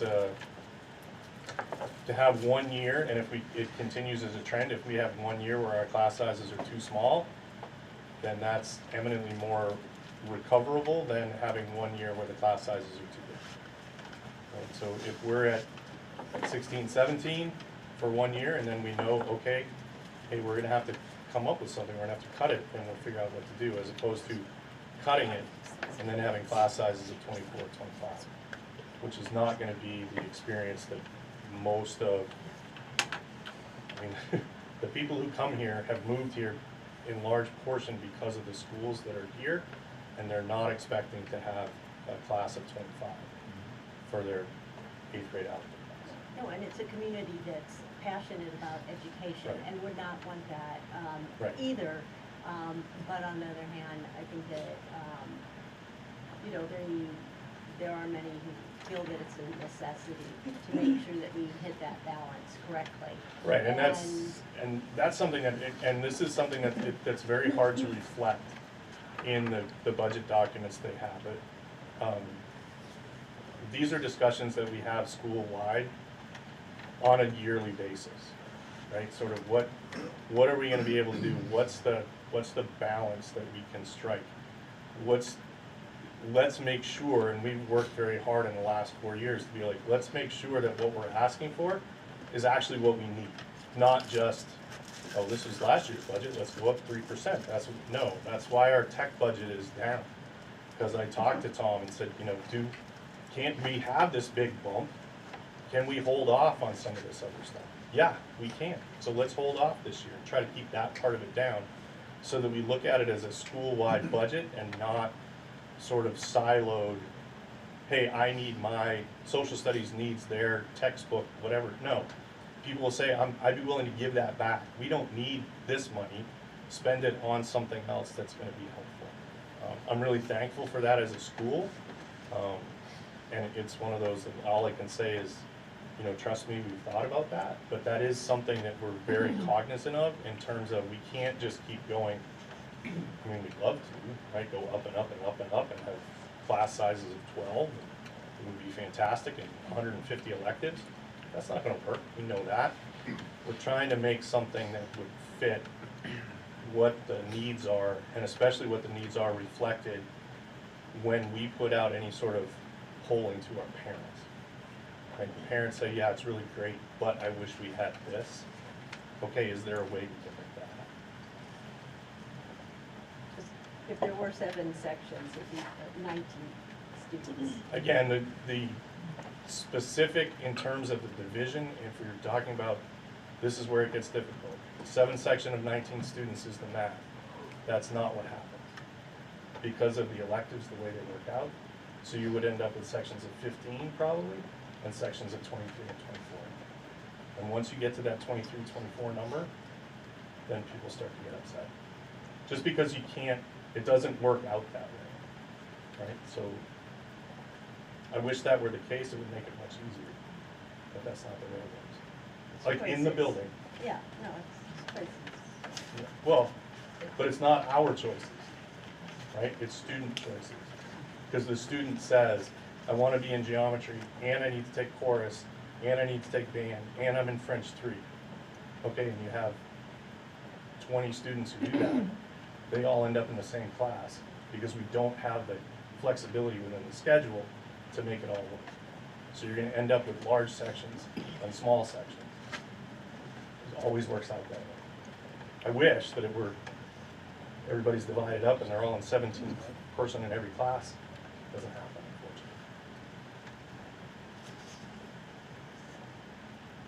unfortunately. Kim? Maybe we can have Tim sit down. Thanks, Tim. And thanks for the questions. I did warn you that we could just leave the budget. No, just kidding. So Hanover High School.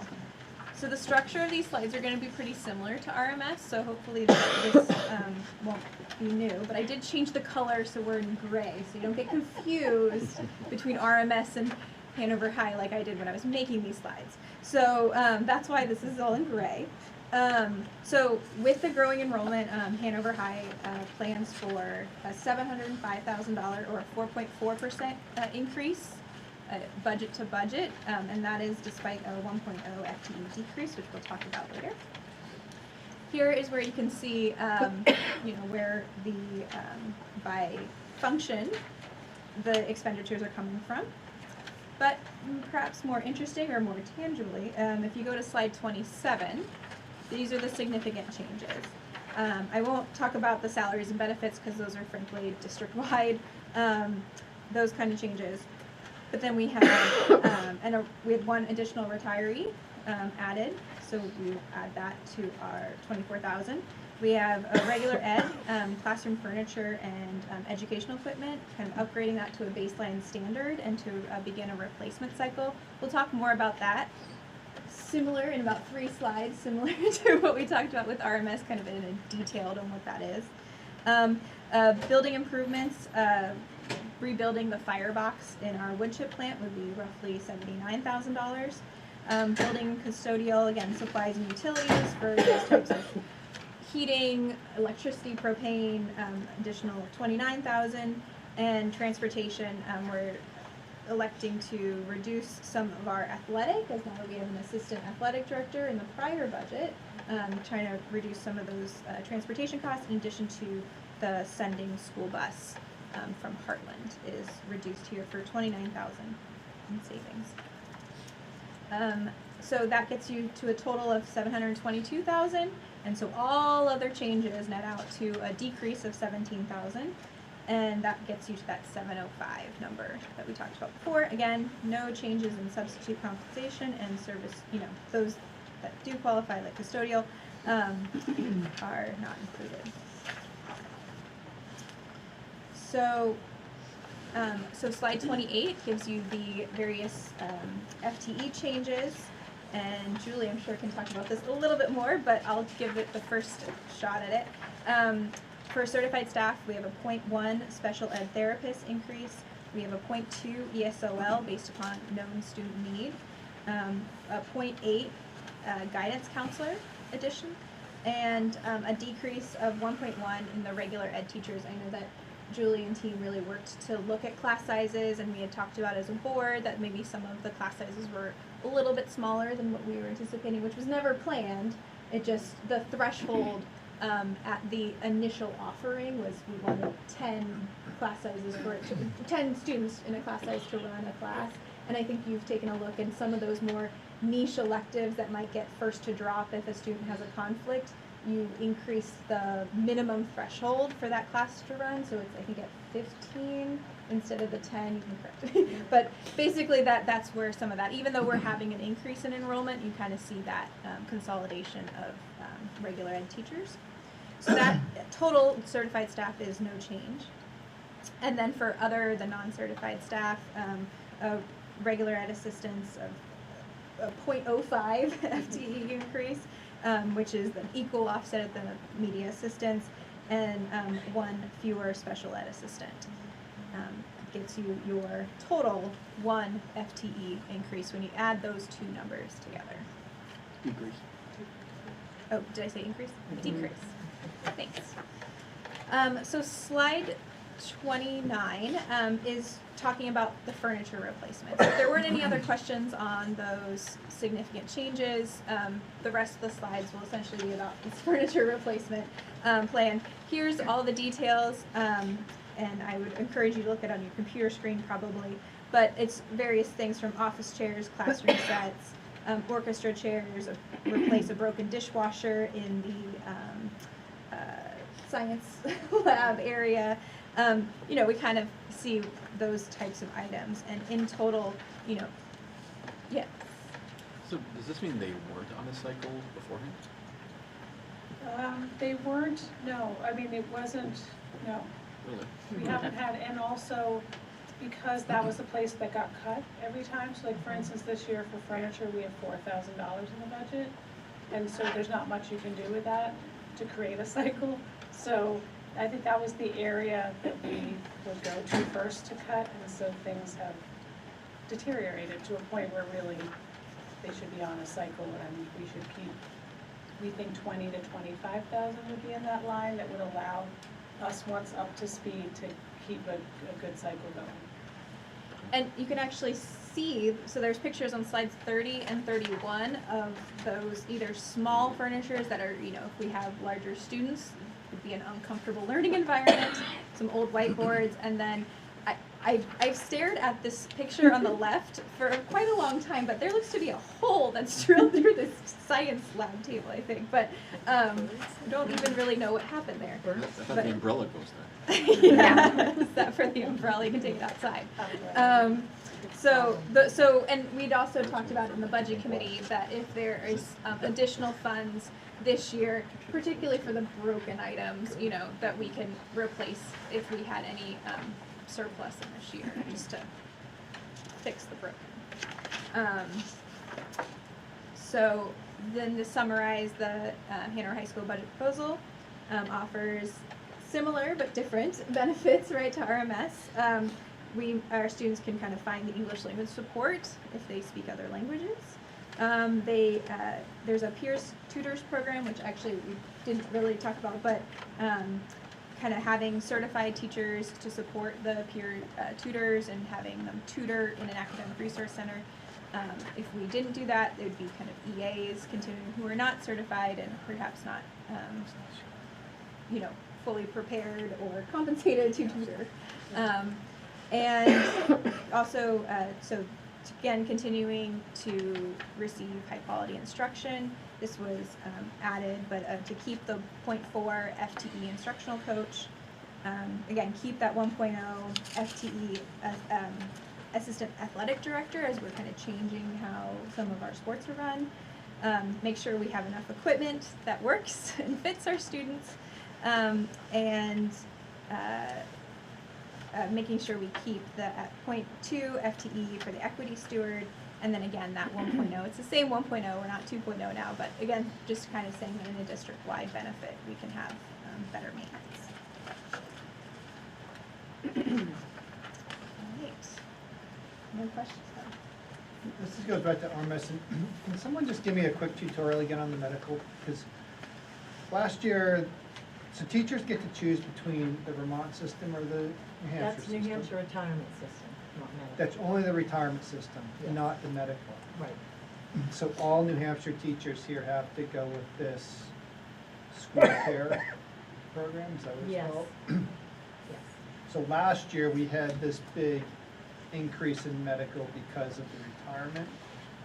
And that was that as well as the elections. Remember last year before we Oh, just started? yes, I'm sorry, so, yeah, I'm sorry, I'm getting up to speed with you. So last year's budget had, I don't think we hired as many new folks this year as we did last year, but it may have been close. Last year, we had a lot of new folks with turnover, and there were folks who were changing their election levels, From right? families and From whatnot. single, the Okay, so they weren't family- choosing which plan. If you're in New Right, Hampshire, you it have to wasn't- take this one. Right, it was Okay. the level, right, of the election, whether it was Okay. single, two-person, or family. You know, people were having babies after COVID, and so, you know, and, or their spouses changed jobs, and so they elected to come on to the school district. And some of the new folks coming in had chosen New Hampshire retirement instead of Vermont. New Hampshire retirement it's gone down a little bit, Okay. was 21% of a salary. Vermont charges a set fee, which is $1,506. So changes like that are significant, because you're talking about 13,500-ish difference. So that's what, the dynamic that happened So that was last last year. year. Okay, so this year though, now we have a 13% increase in the school care insurance. In the insurance over a 2-year period, because every year, forever, pretty much, well, since I've been here anyway, it's a trust, right? The insurance companies are trusts. And so, and NHIT runs the same way, New Hampshire Insurance Trust, as school care. So each year, they have to look at how much money they have in reserves, and they're only allowed to hold back a certain percentage to hedge against any catastrophic claims costs. So based on the percentage they're allowed to hold in reserves, they have to give back the rest of the money as a rebate, okay? And so the rebate monies come back into the district the next year, and it changes the effective rate. So if the increase might have been 8.2%, but you got $250,000 in rebate, and you spread it out over the dollar amount of what your plans are, it makes your effective rate go down. I budget effective rate because I don't want to budget higher than what we need, okay?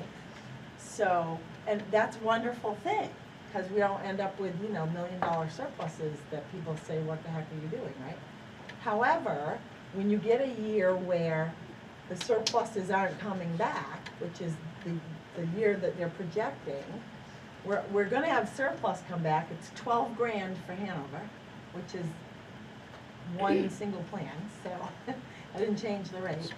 And it's maybe, I think, 28,000 for Dresden, which is nothing. It's a 2-person plan, right?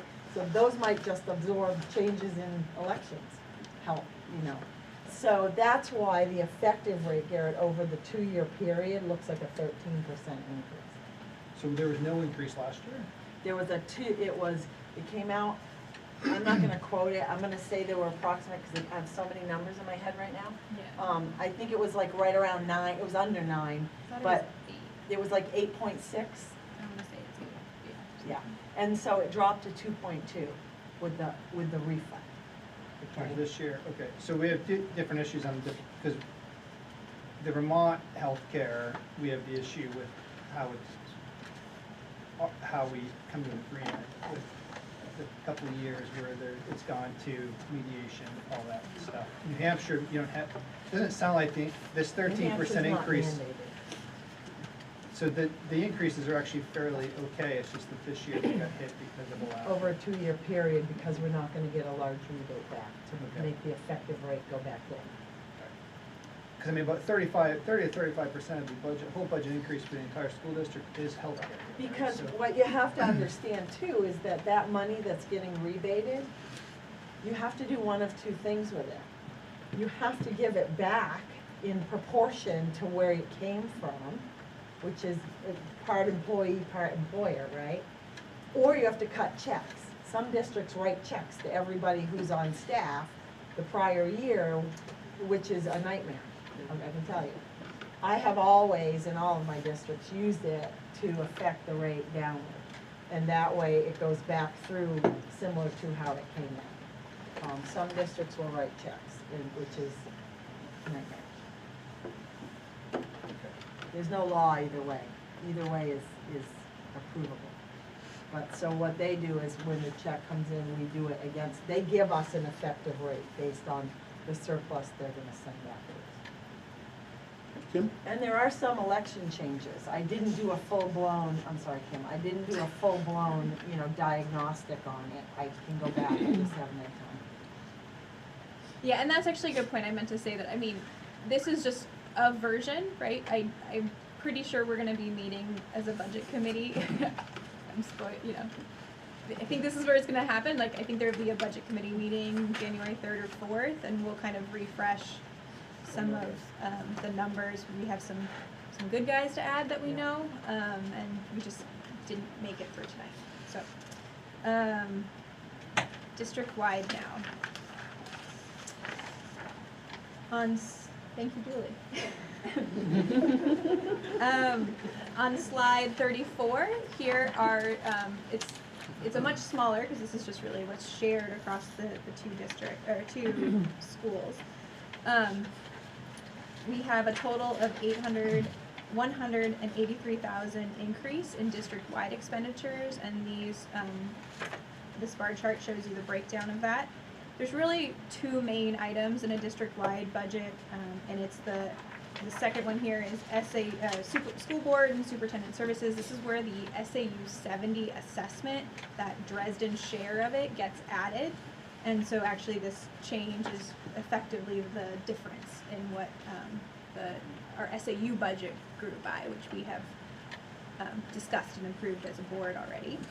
And then the building and grounds custodial is that addition, mostly, some of it is salary and benefits for existing staff, but mostly is that 1.0 maintenance. So if you look on slide 35, it's basically what I just said, salaries and benefits, additional of that FTE. We have buildings and grounds. Also, there's about 7,500 increase in our general insurance line. We have no changes to the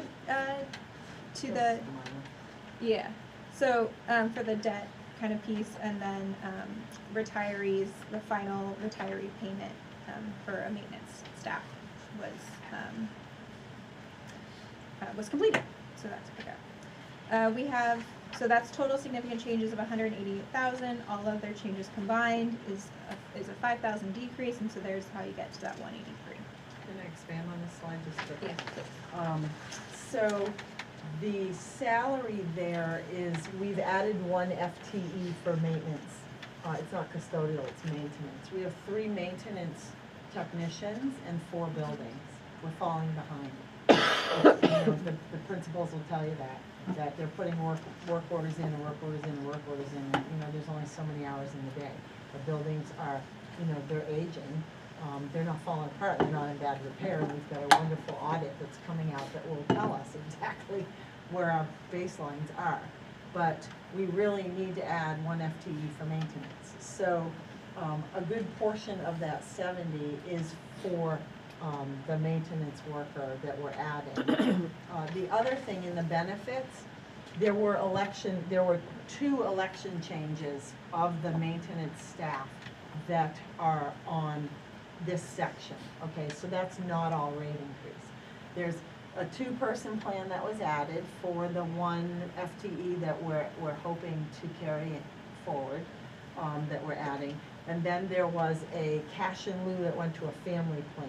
That's a change of about $26,000. And then there was a single plan that went to a 2-person plan. So that's a change of like another 9. So that's why that line in the benefits section looks so high. And of course you pick up New Hampshire retirement system on that. all in for that, I think it's on the next slide, right? The other thing, what was I gonna point out? We did not budget, we've not scheduled, I know this may come up as a question, so I'll just say it now. We didn't schedule a debt payment for the athletic field upgrades because we structured that debt as a line of credit, and we will not be drawing off of it until after July 1. So it's gonna buy us another year before we have to make a payment. If we have to make any payment, it'll be a very small interest-only payment that we can figure out. So that's it for district-wide.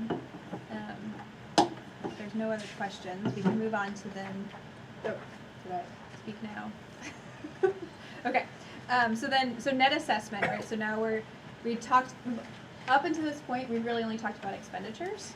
And now with the net assessment, we'll have to look at revenues and then figure out what the final net assessment, which is mostly what our taxpayers would pay in property taxes and other forms.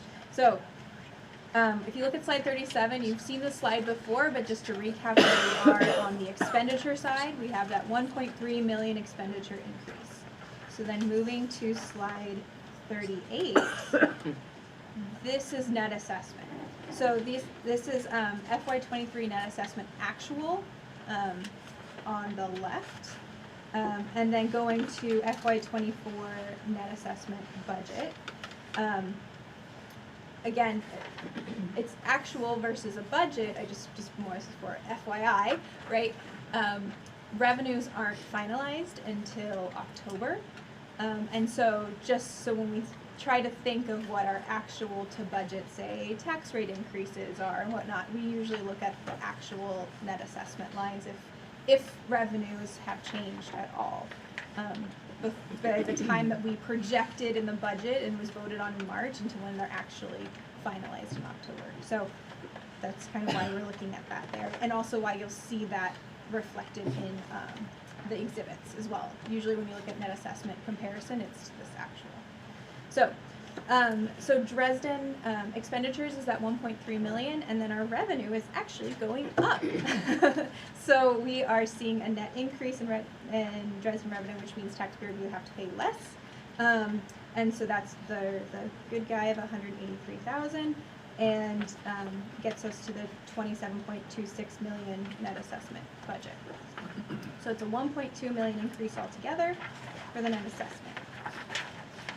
On slide 39, this is the breakdown of the revenue and where are we getting the more revenue, and it's actually from our tuition students. We're seeing in total a pickup of 399,000 in Dresden tuition as we're getting those more tuition students, but it is offset by the lower estimate of our prior year surplus. This is where it kind of gets a little confusing, but it's the change of our surpluses from one year to the next. So that's where the difference is. Like 2 years ago, we had a higher surplus than what we're expecting for this year right now. In our meeting in January 3rd or 4th or so, we'll probably be looking to update that number, just to make sure it's not too conservative, and just to make sure that we have a good number there now that we're getting more through the year than we did in November. So that's where we get that total change of 183,000 additional revenue compared to last year. Do you want to say anything? The only thing I would say there is that if you go through the exhibits and you look at the tuition exhibit and the revenue projected exhibits, I have trued up, as Kim mentioned, the tuition for the current year we're in, okay? Because we don't set revenues until October. We knew this year we were off on tuition students for the high school. So we adjusted that revenue to actual. So that's why we're now projecting an increase in that line. If we had projected it budget to budget, it would probably show kind of flat. But we actually adjusted that this year because we saw that coming at us. We didn't do that the prior year.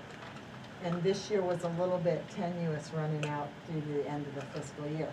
We met our obligation of 400 on the fund balance against assessment, but it didn't leave a lot to retain. I mean, we only retained about $40,000. because we were down on revenues for tuition last year. But we had budgeted much higher, more students than what we're looking at now. We also have a large, we have a small 12th grade class leaving us in tuition students. And historically, we've been bringing in 9th graders in between, 22 and 29 students, so that's why there's a swing there. Plus, the rate goes up, right? Every time our budgets are ratified, the rate gets adjusted. So that kind of gets you the detail of revenue. So we talked about expenditures, we talked about revenue, we talked about the net assessment, and just how is that 4.4% growth in net assessment? Like, how is that compared to inflation? So the next slide, on slide 41, oh, sorry, I got ahead of myself. Slide 40 is just the breakdown. So it's the same, that pie chart is the same pie chart you saw before with kind of where are the expenditure side coming from, and then that blue side, and the reason why it's separated from the pie chart is that it's kind of helping us, right, taking off that load. But that's where, if you think about the Dresden net assessment, where is it all coming from? That's kind of the slide that you look at. So slide 41, this is the net assessment versus inflation. Just kind of give you a little bit of history of where we've been. The blue line is what the Dresden net assessment has been, so those revenues minus expenditures and the growth based upon the prior year's actual to the budget proposal. So similar to try to get a similar comparison to that 4.4%. Of course, last year we had that really fun grade 6 methodology change. So if you looked at the actual number, you might see like a 15% increase, right? But there was like $3 million that was, there one year and not the other in the net assessment. So that was just adjusted for that to get to that more realistic comparison number of the 2.2%. And you can kind of see that it's been trending near, if not below, inflation in several years. Yes. Can you go back to slide 40? No, we don't go back. No. So for the assessment, legal, and audit thing, I noticed that's an increase of about 42,000. Do we know what our baseline is for that? The SAU, that's all the SAU assessment. No, I mean the sort of like the legal and audit portion, like a lawyer involvement. I think the total between those two, because if you look at the net assessment increase, I think it's like $200 more for legal and audit combined. I think is, if you're asking for what's, if you're asking for the total. Yeah, so like if the Yeah, I increase don't is have the total off the top of my 42,000, are we talking, Yeah, is it hold high 6 figures or No. low 6 figures? But I mean, it's like all Right. the assessment. So the total for that section, Mhm. so it's put together, right? So SAU School Board Services is this year $65,718, and for next year it's $65,769. But the SAU assessment this year is $1,195,093, and for next year it's $1,237,487. So that is the total amount in that section is the SAU increase.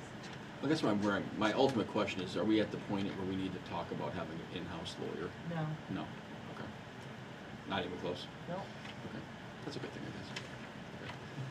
It seems like we're always talking about one or the other. You know, if you were only dealing with,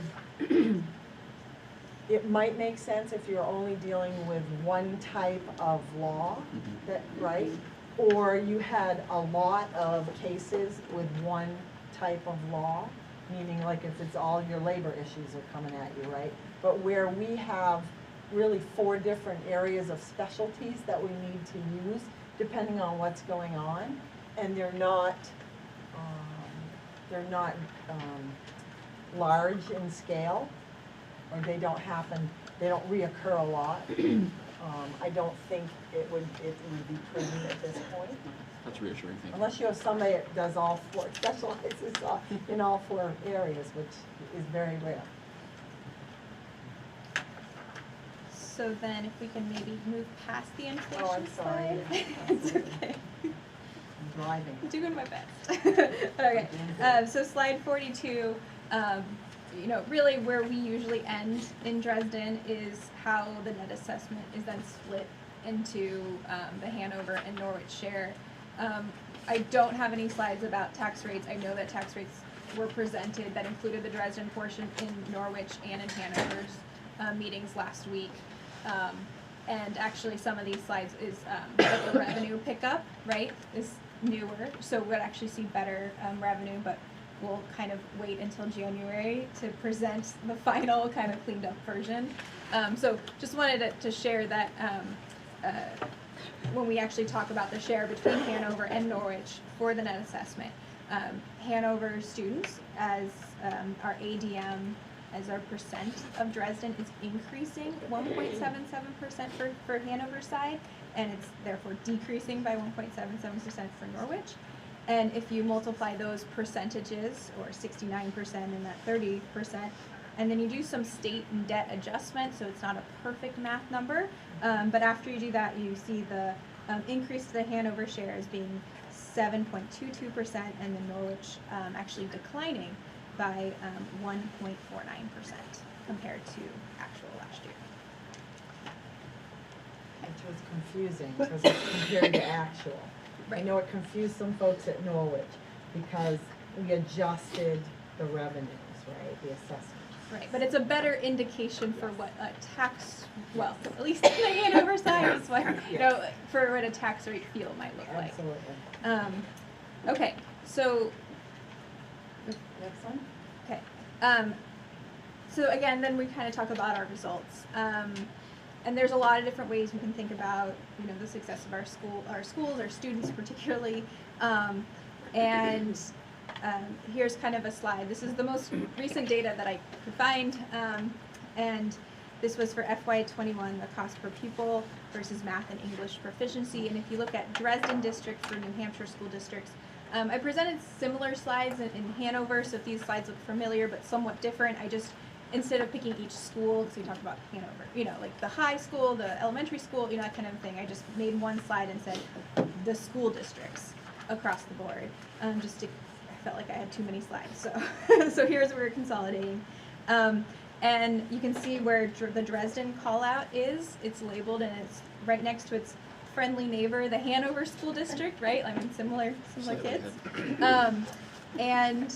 So essentially what this says is on the X chart, it's higher proficiency scores for math and English as you can kind of continue to the right. And then higher cost, average cost per pupil is if you kind of keep going up on the y-axis. So we wanted to call out, because it was requested at the Hanover meeting, to kind of put a little bit more detail in this slide. So if you see on the kind of bottom chart, those are all the orange sections, those orange dots for the most part where it's shaded. Those are all public charter schools. And it kind of the question was asked at the meeting, well, what is that orange dot at the bottom that has really better proficiency rates than Dresden, but is offering a much lower average cost per pupil? And so I did a little research, and this is the charter school. It's a grade 6 through 12. It has an enrollment of 550 students. And I mean, there's a lot of differences. I mean, it's a charter school for once.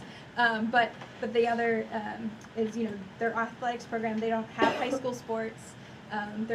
They send students to play at their home school district for athletics. They do offer middle school, but sports, but it's only run by volunteers and parents. So I mean, you can kind of, that's just one example. There's a lot of other kinds of things that are different about their program offerings. And then the other kind of point was, well, what's going on with that point way up at the far right? And that's for Newcastle. It's a very tiny, it's island off of Portsmouth. They have 36 students, and they tuition out for grades 6 through 12. So just to kind of give you a feeling, and that top chart, really I tried to figure out, you know, a rural school district, less than 100 students in it is that kind of chart up above. Yeah, that's Grants Pass, way up in the top of New Hampshire. Yeah. So.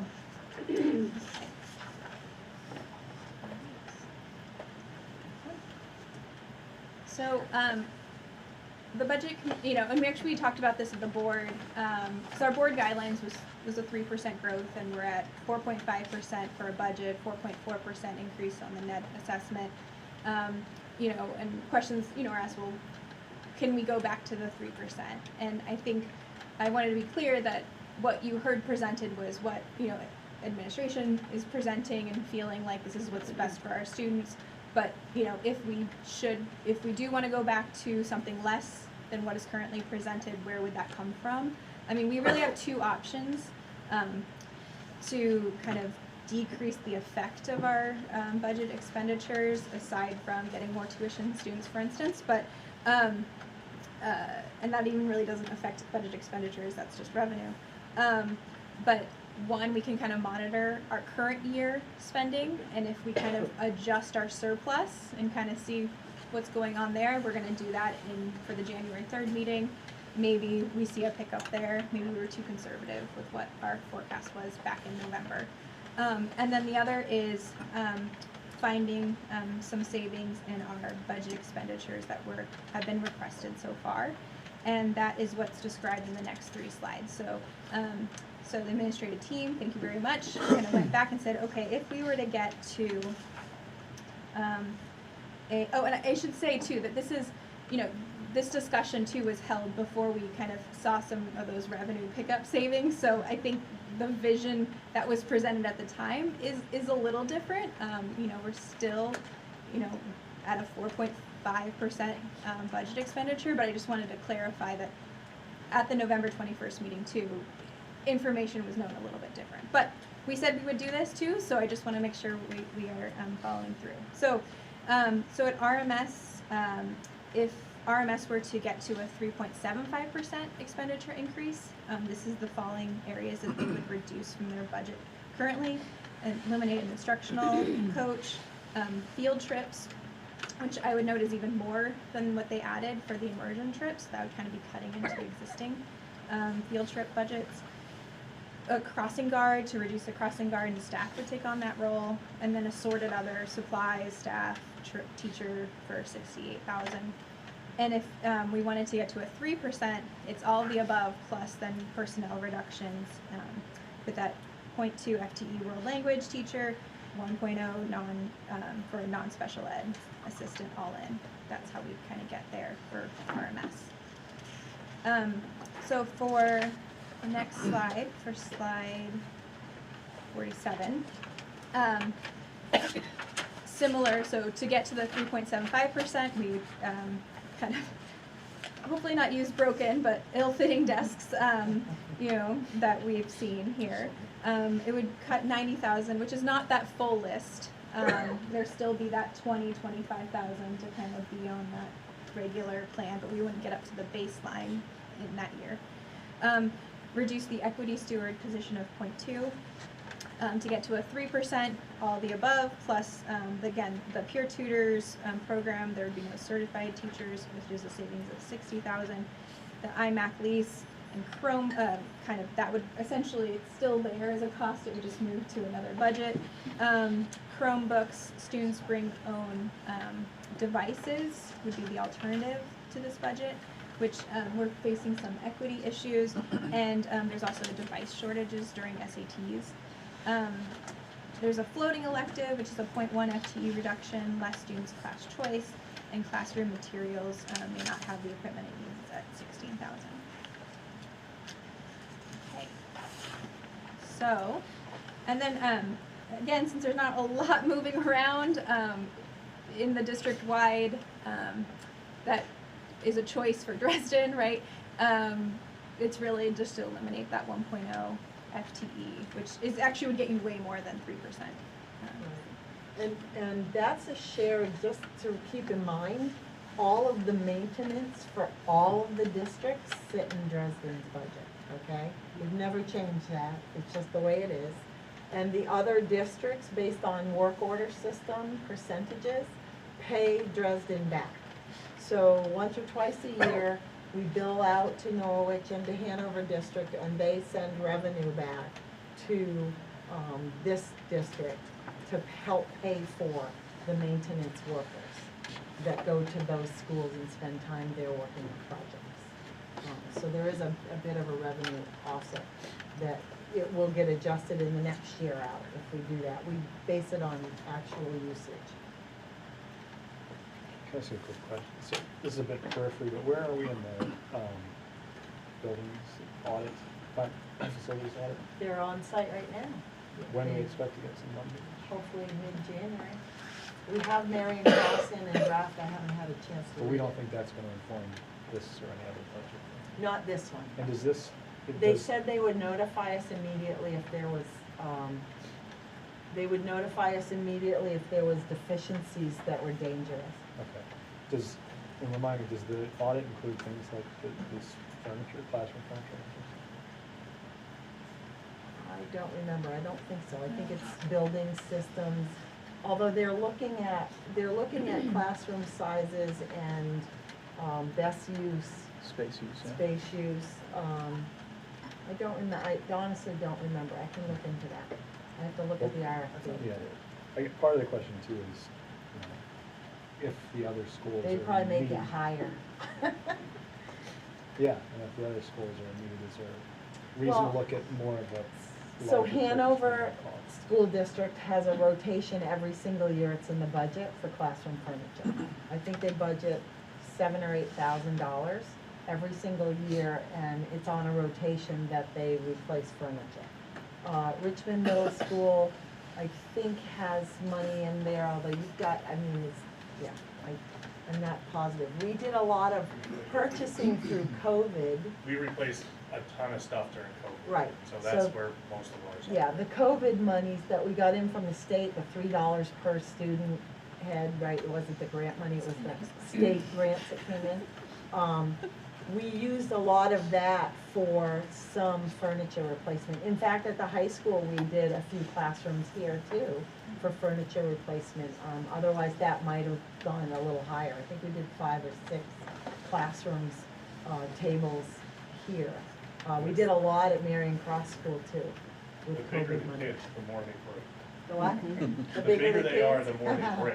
Kim? So when they're smaller, stuff. So kind of onto the COVID funds, if we go to the next slide. Can I ask a question? Yeah, Segue. sorry. Yeah, Can we, the two slides about the, what we could do to reduce, we like really looked it through.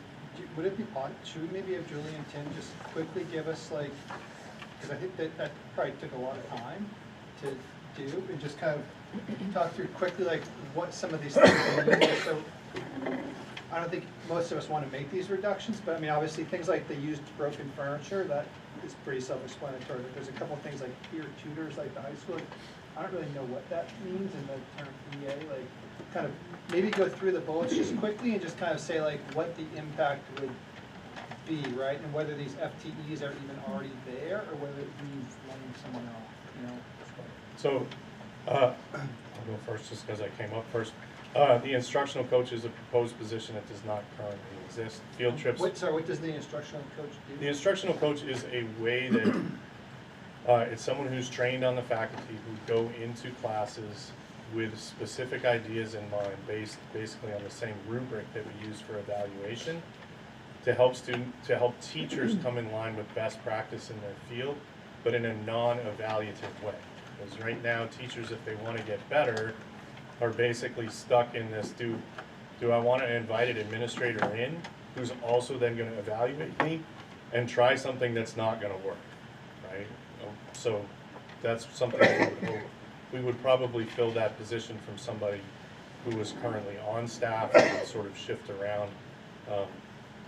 Because it's a very specific and difficult position to fill, because there has to be a lot of trust from within the staff. So it's like only 25,000? Yeah. It's not like a real person. No, it's part, it would be part, it's a point to, part of somebody's day. Field trips, again, we would reduce, and we would to be perfectly honest, we would try to continue to do field trips. We would just lean more on either fundraising or doing something else that a lot of other districts do if we do field trips, and do things that, again, were more local. The crossing guard, just because of the way it's worked out, it's not a huge savings. It's something I'm doing all this week, did most of last week. It's something that we could absorb, but obviously it takes resources away from the thing. It's not a huge thing. Reduce supplies, staff development, travel. Those are incremental changes to, reducing by $500, $1,000, something like that, in terms of what books are we going to buy? Can we make use with something else? Can we find used books? Janice does a really good job of finding things that are more budgetarily responsible, and we just write that And then to try to get to the 3%, right now we would basically combine, we have Spanish classes that are smaller because they're better for introductory level Spanish classes, and we would probably combine those classes. They'd be a little bit bigger. They'd give us a little less flexibility in terms of schedule, but we could reduce 0.2 of a world language teacher. And then we have non-special ed educational assistants. We have a couple in the building who have specific roles, whether they be people who work in study hall with study skills. We have somebody right now who is specifically a wildly overqualified person to help out in math classes, who is a former certified math teacher who decided to let their certification lapse, and basically goes in and is a specific math-specific help for our students, who also does 1 day a week of after-school tutoring as part of that position. So, and we also have somebody who is also on the tech side, who helps out with our tech department. All of those things, are, in terms of bang for your buck, are really great. But if we had to try to figure out a way to reduce some of the money, that's probably where it would come from. We can't reduce special ed any more than we have. I don't want to, it's almost impossible to take away a full-time staff member to being part-time and not have it affect things either that we've just added, like the art teacher, or academics. So that's where it would be. So the non-special ed FTE person, at one point, that's just someone that's there that would. Yes. Would have to, Yeah. whereas point two would just be consolidated. Yeah, 0.2 would be consolidated. All right, cool, thank you. Can I ask about? And that's assuming too, yes. Trying to think, yes, okay. Because we have somebody who's on leave of absence, who may or may not come back, and we have to figure that out. Tony? The 32,000 in field trips, is that the total field trip No. budget? It's the, we added some money to our regular field trip money this year, budgeting, and then it would be the $25,000 that we would add for the immersion field trip, and then we cut $7,000 off of what we had for our field trips. So the Sorry. 24th, it was 24,000 for this year, they added 25. So they basically cut the 49 by 32 and make that line smaller. Okay, and if you didn't do your Montreal, New York field trips, you could cover all your other field trips with less than 32,000 total? Yes. Less than 25,000 total? Yes. Well, we don't know, because we didn't have field trips 2 years ago. So far we've been able to cover what we want. I mean, we would come up with things that we would be able to cover. We're just getting back to field tripping. And it's worked out well because people don't want to do anything big, so it hasn't cost us very much, but, I mean, that's one of the other things that we've talked to about. I mean, Jamie will tell you, the cost of diesel fuel went up, I don't know how much, so anything that was a bus that was formerly fairly reasonable, not so much reasonable anymore. So it gets really dicey. Howard? Yeah, so am I right in understanding just the way this is organized, that the things that are in the first group would be your preference to look at first or more closely, and the things that are in the second group? Yeah, that would really, Okay. yeah. They had to twist my arm to put those in. Kim? Well, to answer the Hanover High piece. Yeah, okay. So furniture, we just wouldn't get to the baseline and the replacement cycle. So there's that.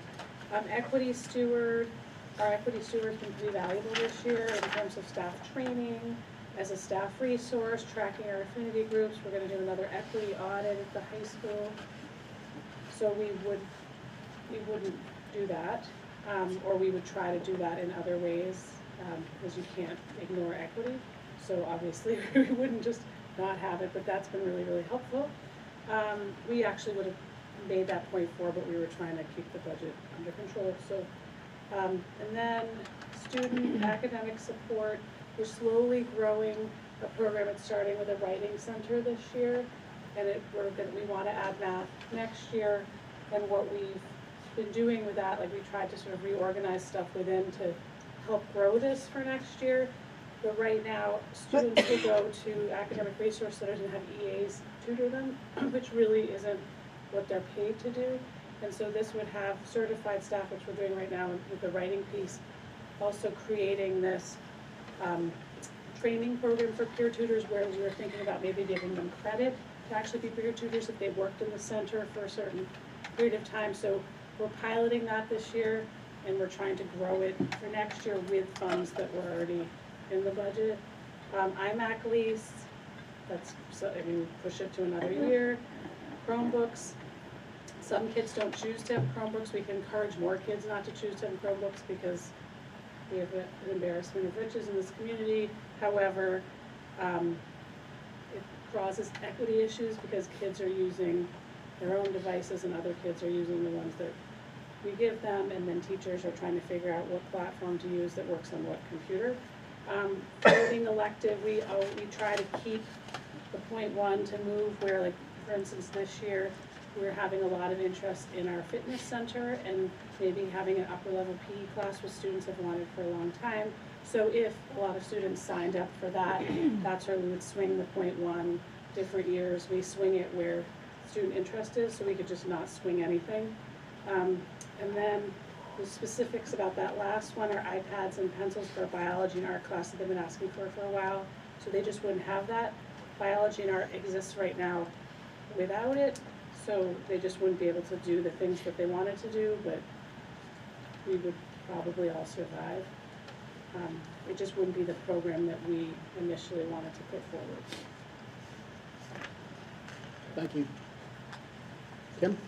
This one's kind of self-explanatory, right? Yeah, I think we talked about that last one. So, going to that perfect segue about the COVID relief fund. So this is more of a comment you might have heard in the news, like, oh, schools have all this unspent COVID relief funds, and that's really not the case for both Dresden and Hanover.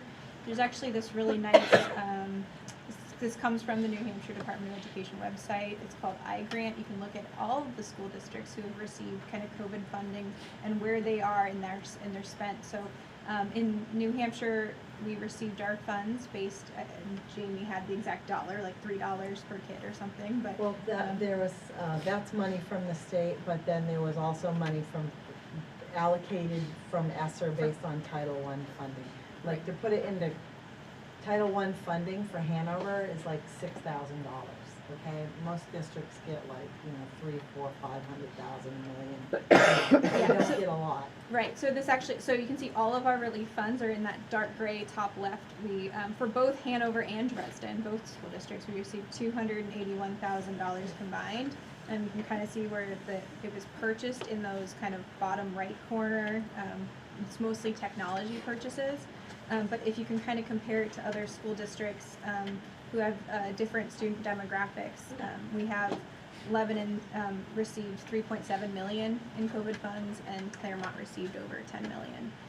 So some school districts you might hear are building career and tech centers with their COVID funds, and that's just not going to be a case for us.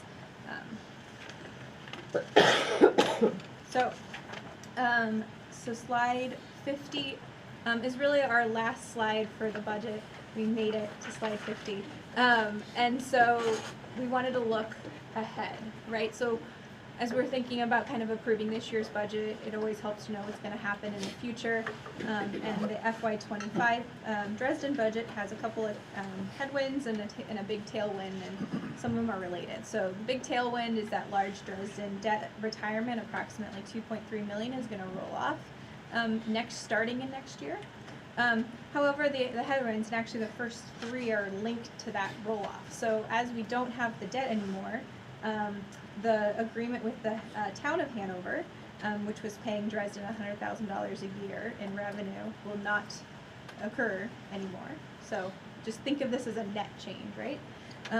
Will, under our current tuition formula, the tuition costs for student from sending districts will be reduced by the share of the debt retirement because they kind of share in those capital costs currently.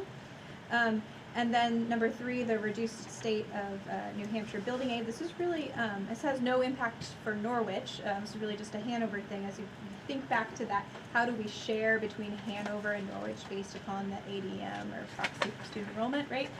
So those plus and minuses, some of that is this state building aid that New Hampshire, Hanover would receive.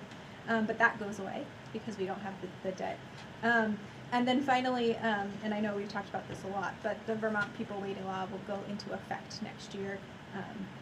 You know, and it's estimated to have, I think the latest number is 20 up to 28% increase, somewhere in that ballpark, for a property tax increase for Norwich over the next 5 years total. So, and that has no direct impact to Hanover. So, that Great is job, it. Kim. Yeah, thank you everybody. Any comments or questions from the board? We need more debt. What's that? Sounds like we need more debt. Not yet. Okay. We still have to pay off after this rolls off. There's still a couple more little ones that we need to satisfy that we promised we would. Kari? This would be maybe for January. I was looking at the revenues, and it looks like interest income is, I don't know what the assumption is, but holding steady at $20,000. And I just, if we could visit if whatever the assumption is, if that still makes sense. And then I was just looking for one last clarification on the revenues, which is Exhibit 3. Refund of prior year expense. This year we have $80,000. Is that the insurance premium that you were referencing? Sometimes, not always, because what we do, we don't recognize it there, we recognize it against the actual bill that comes in, because they change our rate. Okay. But no, we do have, you know, like we carry over purchase orders, you know, into the new fiscal year sometimes, because it's a project and it hasn't been completed yet. Or it can be adjustments to, oh God, some payables. So we book there anything that is coming back to us even from the prior year that carries forward. Some of it is checks where we've gotten refunds from different, you know, different adventures. I'm trying to think what that large one is there. But it That sounds might like have been that's- a refund from 3, 4, 5 years back. I have to look it up. So that sounds really unpredictable. So It just is. because we got 80,000 this year, to say 20,000 next year is still reasonable. It is, yeah, it is unpredictable, but usually it usually comes in the 20s. I think we've had a couple times it's come in higher than that. Any other comments or questions? Really quick. Eric? The big projects, I read some notes that things are kind of delayed, so is there any issue with that? I mean, No. so No, they're just actually- taking long, like, so that's the track and the baseball. Yeah, so the RFPs are hopefully going out by January 15th. We met on the baseball field on Monday, and they finalized the plans, the building plans themselves, okay, and they're just finishing the narratives. We're meeting on the track tomorrow morning at 9 a.m. to finish those schematics, you know, maps and all that, and finish the narratives. But there's no problem with our borrowing. That's already been signed and is just sitting waiting. So the like rates a- are set? Yeah, the rate was Okay. set, and it was set as a line of credit, so Gotcha. we won't be paying anything unless we draw. And right now, we've been able to sustain through our own budget monies that we have, you know, the payments for the engineering, you know, because we've got engineers working on it and specialists working on the designs and all that. So, but they're not astronomical that we're spending. If we get to because we have positions that haven't been filled, to Kim's point, we'll probably be adjusting that balance offset for the assessment in the January. I took a quick look at it when I built the Exhibit 6. You can look at the bottom line on where I'm projecting we're gonna end up and where we budgeted. and there's about a $700,000 difference right now. Some of that is discretionary funds, right? So usually we'll look at ones and 200s, which is salary and benefits, because those are non-discretionary and don't move a lot. But we'll probably be adjusting that. So right now, we're okay and we don't have to draw money from that loan. We're okay. We're gonna look to break ground, even if we break ground, you know, with the baseball field and the track right after they're done with it, we still probably would only be a month ahead of the end of the fiscal year. And you can expend funds, well, that's already been approved, so we can, you know, we can expend funds anytime on it. But, you know, we don't have to draw it until we absolutely need to. There is a bit of a not a good word that people like to hear in budgeting, but there's a bit of a float, right? Because our bills are cyclical, right? And people, you know, teachers choose to be paid in different manners, so we're kind of sitting on their monies until they get to July and they want a lump sum payment, right? So it gives you a little bit of, you know, carry forward or a little bit of cushion, if you will, right? Because we're not sitting on a lot of retainage. Any other, Neil? Just an observation. I will say, I mean, when you look at these budgets, whether it's high school, the middle school, the elementary schools, the top two items on each one are always salaries and benefits, right? By the time we get to this stage in the process, those things are set. But this body here actually has the ability to affect those two largest items on the budget through the negotiations process, right? And so I think we might want to, I don't know whether it's part of strategic planning or just, I really wish that the body would have some sort of longer term vision on that, on those two aspects of the budget, because I think that they can have a dramatic effect on what we can continue to afford over time. The health insurance increases, I believe, are in part due to the negotiated settlement that we came on how much they can pay for premiums and how much is the out-of-pocket going to be. When you look at the salary piece of things, what shows up is like a 2% increase on base. That looks very reasonable until you understand how the system actually works, with a 2% being applied to a grid system. For those teachers that are not on the top step, we're looking at somewhere between like a 5 and a 7, maybe even an 8% increase for folks. So, like I said, not something that this body can do anything now, but the next time that we sit down at the table, I think we need to be thinking about stuff like this. Garrett? How do we institutionalize that, do you think, you know, so, because, I don't even know when, but there's a lot of resident knowledge in these negotiations that is held by certain individuals, or is it held by maybe Jamie that will like move on through school boards over the years, right? Because this is like a great reminder for all of us sitting in this room here. I can hear Jamie screaming like I'm not going to be here forever. But when this happens again in 2 years down the road, if some of us aren't on the school board or whatever, this is like forgotten, right? We have tried to pull new people into the negotiations process, as some of us have been doing it for a while. You know, may spin off as an attempt to try to build that knowledge base going forward. But I mean, that being said, we could have a meeting where we just talk about negotiations, right? And Tom and Jamie and I and all of the others that have been, can just do a brain dump for everybody about what we've talked about, how it's gone, what we've done, and that sort of thing. I mean, even just like notes on it, right? Like, I don't know if that's like legal to keep or something. There are files knee deep for, I wouldn't say 20 years worth, okay, in the finance office of negotiations, and I promise before I leave you'll get run over. I'll put all my stuff into the files. Amy Tallman is my backup. She's an HR specialist, and she has been sitting in for the past few times with negotiations, because it is dangerous to only have one person on staff other than Jay, who is very competent and capable to handle it as well.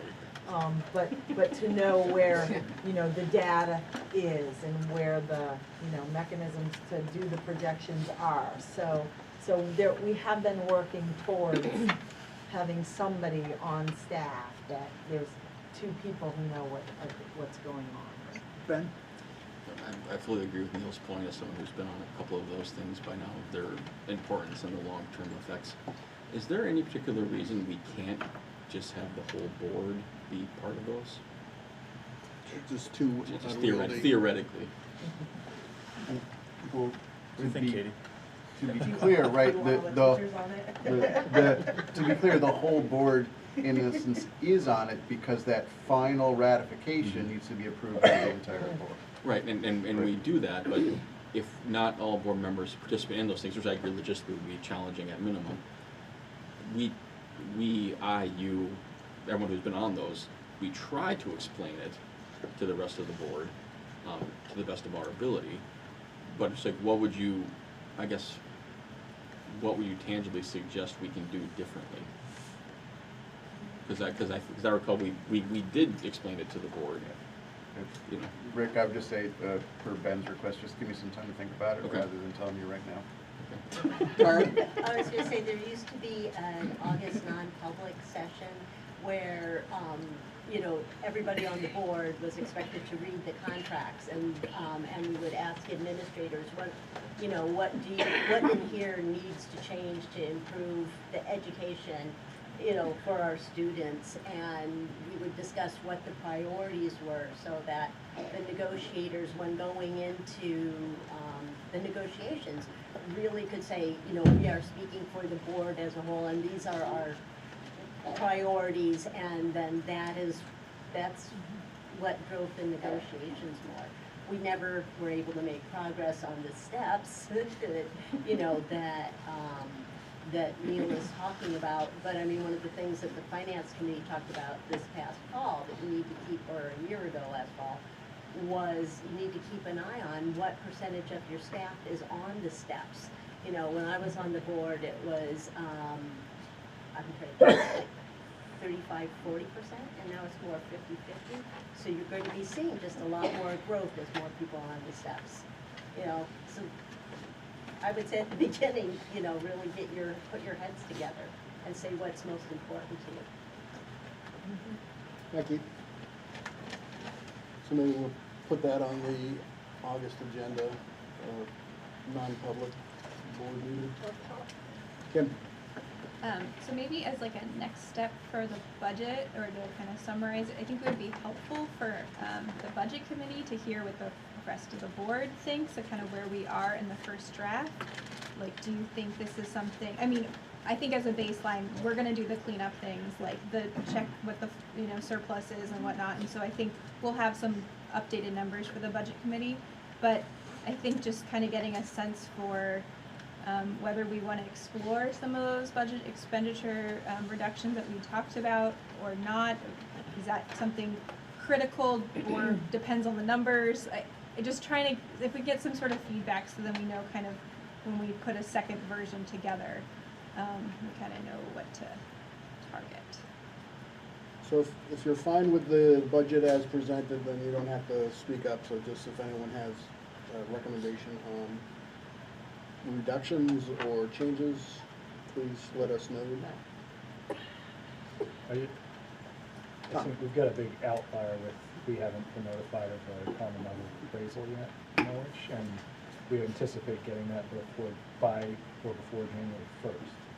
So at that point, we'll have a better handle on the increase that we have, which I think would affect my thinking about the budget as it stands. And pass that along as soon as we get it. It's supposed to be mailed to Jamie, me, and I guess Cheryl, the clerk. We'll have it within the next week or so. Tony? Did the finance committee have any feedback on the budget? I missed the last meeting, so.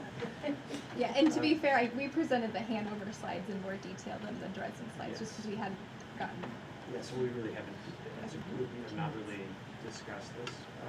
I guess just to be cognizant that the Hanover increase for various reasons, including the per pupil split, and then the lack of New Hampshire. Last year was kind of a windfall, so it's a major step up. Just to be sensitive to that. But I don't think we have any concrete proposals at this point. So. Thank you. Just on that, as a pickup for the Hanover, this only applies to Hanover, right? This is the Hanover tax rate. We reached out to Norm at the assessor office.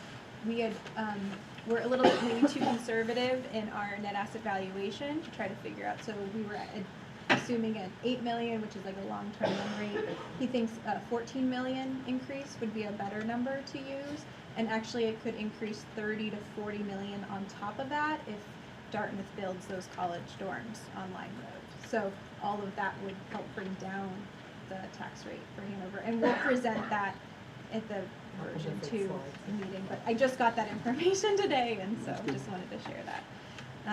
And then perhaps maybe I can give my opinion on kind of where we are. I mean, I think, you know, when we were looking at, in previous versions, right, our revenue was going down, and so it looked like a little bit of a different situation. Not that everything's all solved necessarily, but I think just as I'm processing, you know, where inflation is at 6.9%, our net assessments at 4.4%, our staff's at 4.5%. We have these kind of uncontrollable costs, which I hear can be controllable, but at this point, our contracts are what they are. You know, I personally would not be interested in entertaining a lot of these, if any, frankly, from the budget expenditure reductions. I think we can see some, you know, other things that would help us in our favor and get to a reasonable level given where we are with kind of everything. And that, you know, I think where I have a question, right, is, you know, if we don't touch Dresden, but we do in Hanover, or we don't in Hanover, you know, that's just from my own sitting on those both boards. But I don't see that this is a budget that is too unreasonable as is. I think there's things that we are doing differently, yes, but I think that, you know, it seems like we're heading in a good direction for the performance of our students. So that's kind of where so I'm kind of hoping to not go down those slides, but we wanted to present them as is. I can explain that 3% was, you know, created based on a quick model, which has all sorts of things that are not true, but like best things that we knew at the time, right? And like we didn't have a 13% healthcare increase. I think we projected an 8. That was where that 8 number came from. It was 5, by the way, the year before. I looked that up. And so that's my personal view. If I also want to be, you know, a little bit nitty and increase it a little bit, I would encourage us to look at sub-pay. I think we, across the district, have been using EAs as subs, and a lot, and because of some of our inability, it's kind of as a waterfall, right? So teachers are acting as EAs, and you know, just that kind of stress on our system. And while we can continue to operate that because we have, I don't know if necessarily we should, and that's not what we have prior approved and budgeted as being the appropriate levels. The only difference is that the labor market is hard to find staff, and so I don't think that our values have necessarily changed on that. We just have a hard time hiring, and if it's a lack of subs is the answer. I'm not exactly sure what the answer is, right? But if it's a lack of subs is the answer, and we're not touching sub-pay for 2 years, you know, I would just encourage us to maybe take another look at that personally. So. Thank you, Kim. Any other comments, questions? Moving on to warrants. Is this? I can pick it. So I don't think we need the very standard language. I think we can just quickly go through those, and then this new potential additional warrant. Yeah, I'm not going to put a lot of worry into that. It was put out, I haven't even included it in here. It was put out by the auditing staff in the governance letter. I can tell you, I know they're wrong about Dresden, because Dresden is an interstate school district, and Vermont does not recognize all of those different grant funds when they put out their warning articles. So for Dresden, Can we be like just a little clearer? So I actually don't think we'll be looking at this slide. Can you go to the last one, slide? Yeah, just so we can understand what we're talking about. So the budget committee, you know, we had noted in prior audits. If you go to it's the last slide. I know, I'm trying to get there. Yeah. That in our audits, the kind of a comment of saying that we need to ask voters, according to this GASB, statement number 34, that we should be asking voters to vote on all of our funds, including, so we have grant funds. Yes, which actually I forgot to mention in the regular budget, that I believe the instructional coach would be a Title II grant. We had talked about that at the Yes. budget committee meeting, would be a Title II grant funded position, just FYI. But so all of those, so there are grants, March Intensive Fund, right? Or Well, that food is- services, what I meant to say. So March Intensive is, so March Intensive is monies raised, and you don't spend more than comes in. And so if it's a transfer from regular fund over to another fund, it's already being included in general fund, right? So it's basically grant funds would need to be recognized, food service funds would need to be recognized, any other special revenue funds.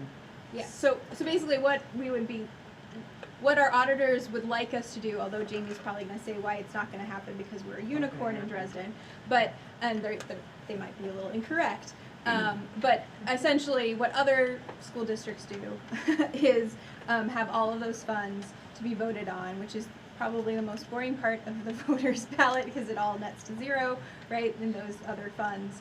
But they need to kind of include it to be voted on, but. Right, so what it does is it jacks up your warrant article by the total amount of those other funds.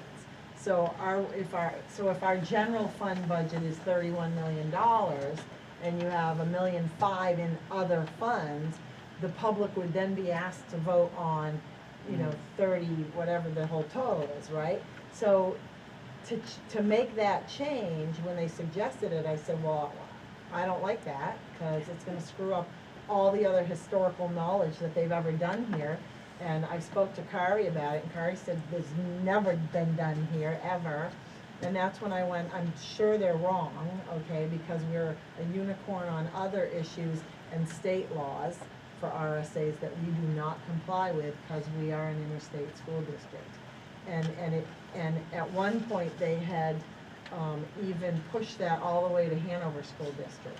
Hanover School District does not comply with all the RSAs that the rest of the state does.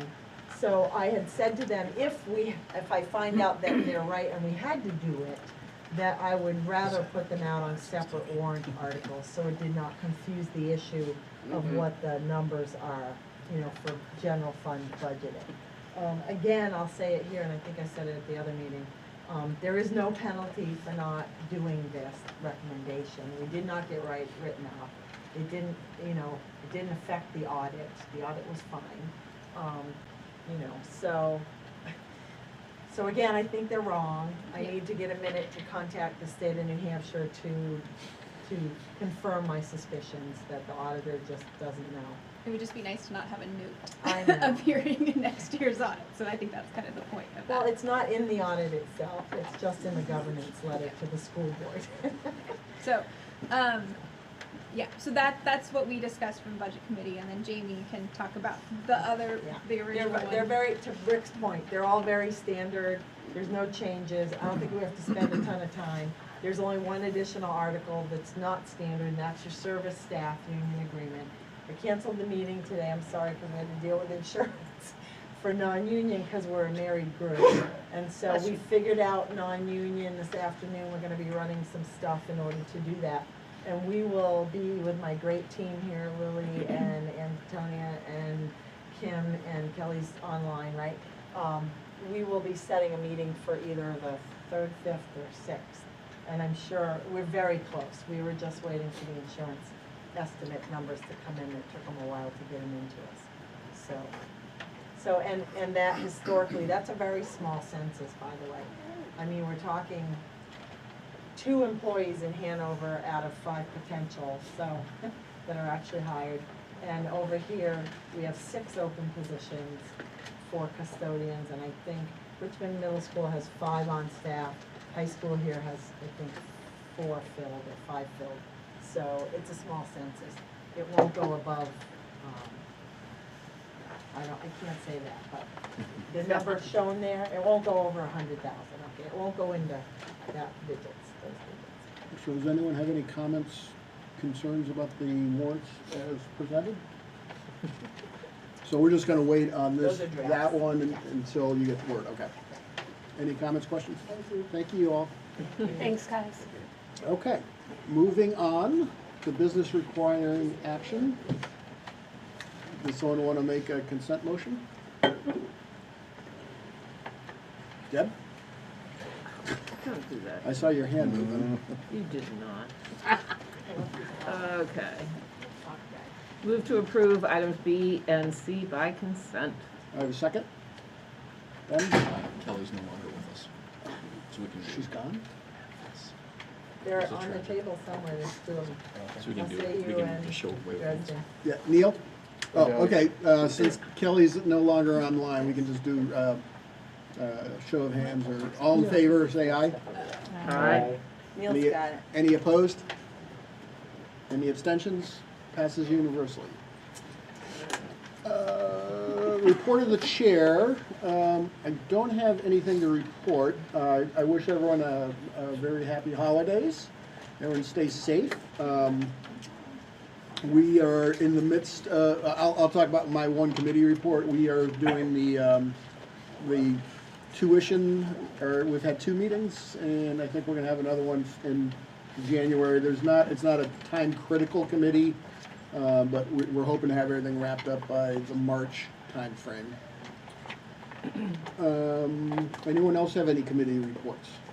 Deb? This is really brief. I'm on CPP, and the main thing, and also going to council meetings, and you've heard what's going on everywhere. But I just want to take a moment to say that we are so fortunate to have Julie Stevenson as our principal. She is exceptional in all the meetings that I attend, and it's not easy. I know that. So I just want to say thank you.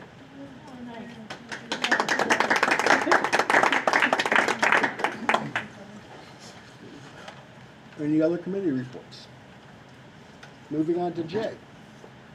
All right, well, speaking of Julie, since our last meeting, Julie and Bill Murphy and I attended the New Hampshire DOE's Celebration of Leadership in Education. It's their annual, really the main purpose of that evening is to recognize the Teacher of the Year. And they also recognized the 3 schools in New Hampshire that received the Blue Ribbon Schools Award. So we get to participate in that nice little dinner, and the governor was there, and Commissioner of Ed, and we met 2023 Teacher of the Year Christian Cheatham, who's actually unusual in terms of typical awardees for that recognition. He's a Air Force JROTC instructor and retired U.S. Air Force intelligence officer. It's sort of an interesting choice for Teacher of the Year. He gave us a great speech. His outlook was awesome, and it was a nice night. And I think now we're finally done with all the recognition ripples from the Blue Ribbon schools. You'll notice our nice flag flying on a pole out here, and it's the gift that keeps on giving. And we need to get it into the marketing materials and start getting tuition students. Right. Yes. Yeah, closer to home, we're nearly ready with a set of draft strategic goals for academics, getting there with student support, organizational effectiveness, and facilities. We're going to set a date for the end of January to have a public meeting to share our goals and the draft portrait of a graduate, and then get public feedback on both of those. After that, we'll present the board with final versions of both, and we'll begin developing strategies to reach the goals, and then begin working the plan. So I'm excited about that. And then I want to join Rick in just thanking everyone for making the first half of the school year a great success, and wish everyone happy holidays and a fun, healthy, and much needed break. So Thank you, Jay. that's my report. Any comments for Jay? Questions? Robin is not here. She is skiing. So she did publish her report. Does anyone have any comments or questions about Robin's information? Okay. Jamie? I'm going to Tahiti in February, so don't. I'm only kidding. Oh, you should. You should. Let's take a collection. Yeah. Jamie, you got anything? Jamie's not going anywhere. I don't, I think I'm good, thanks. Done. No need for non-public. Jay said we have no need for non-public, so at this point, does anyone in the public have any comments or questions? Anyone online? Seeing nothing, we're moving on. Our next scheduled meeting is January 10th. That'll be the budget adoption. We'll have the second go through of it. And if anyone has comments or questions or recommendations for the budget, please let the Dresden Budget Board Committee know, me, Garrett, and Kim. And at this point, does anyone want to make a motion to adjourn? Don't go anywhere. Ben, Move to adjourn the meeting at 8:47 PM. second? Lisa? Neil? Odell, yes. Yes. Christie, yes, but don't move. We have an SAU meeting quickly after this, so just a reminder. Treman, yes. Johnson, yes. Nelson, yes. Keeney, yes. There he is. Hartman, yes. Garrett? I know, right? And he doesn't get to vote. Okay. Okay. Meeting's closed. Lisa, take it away. Okay.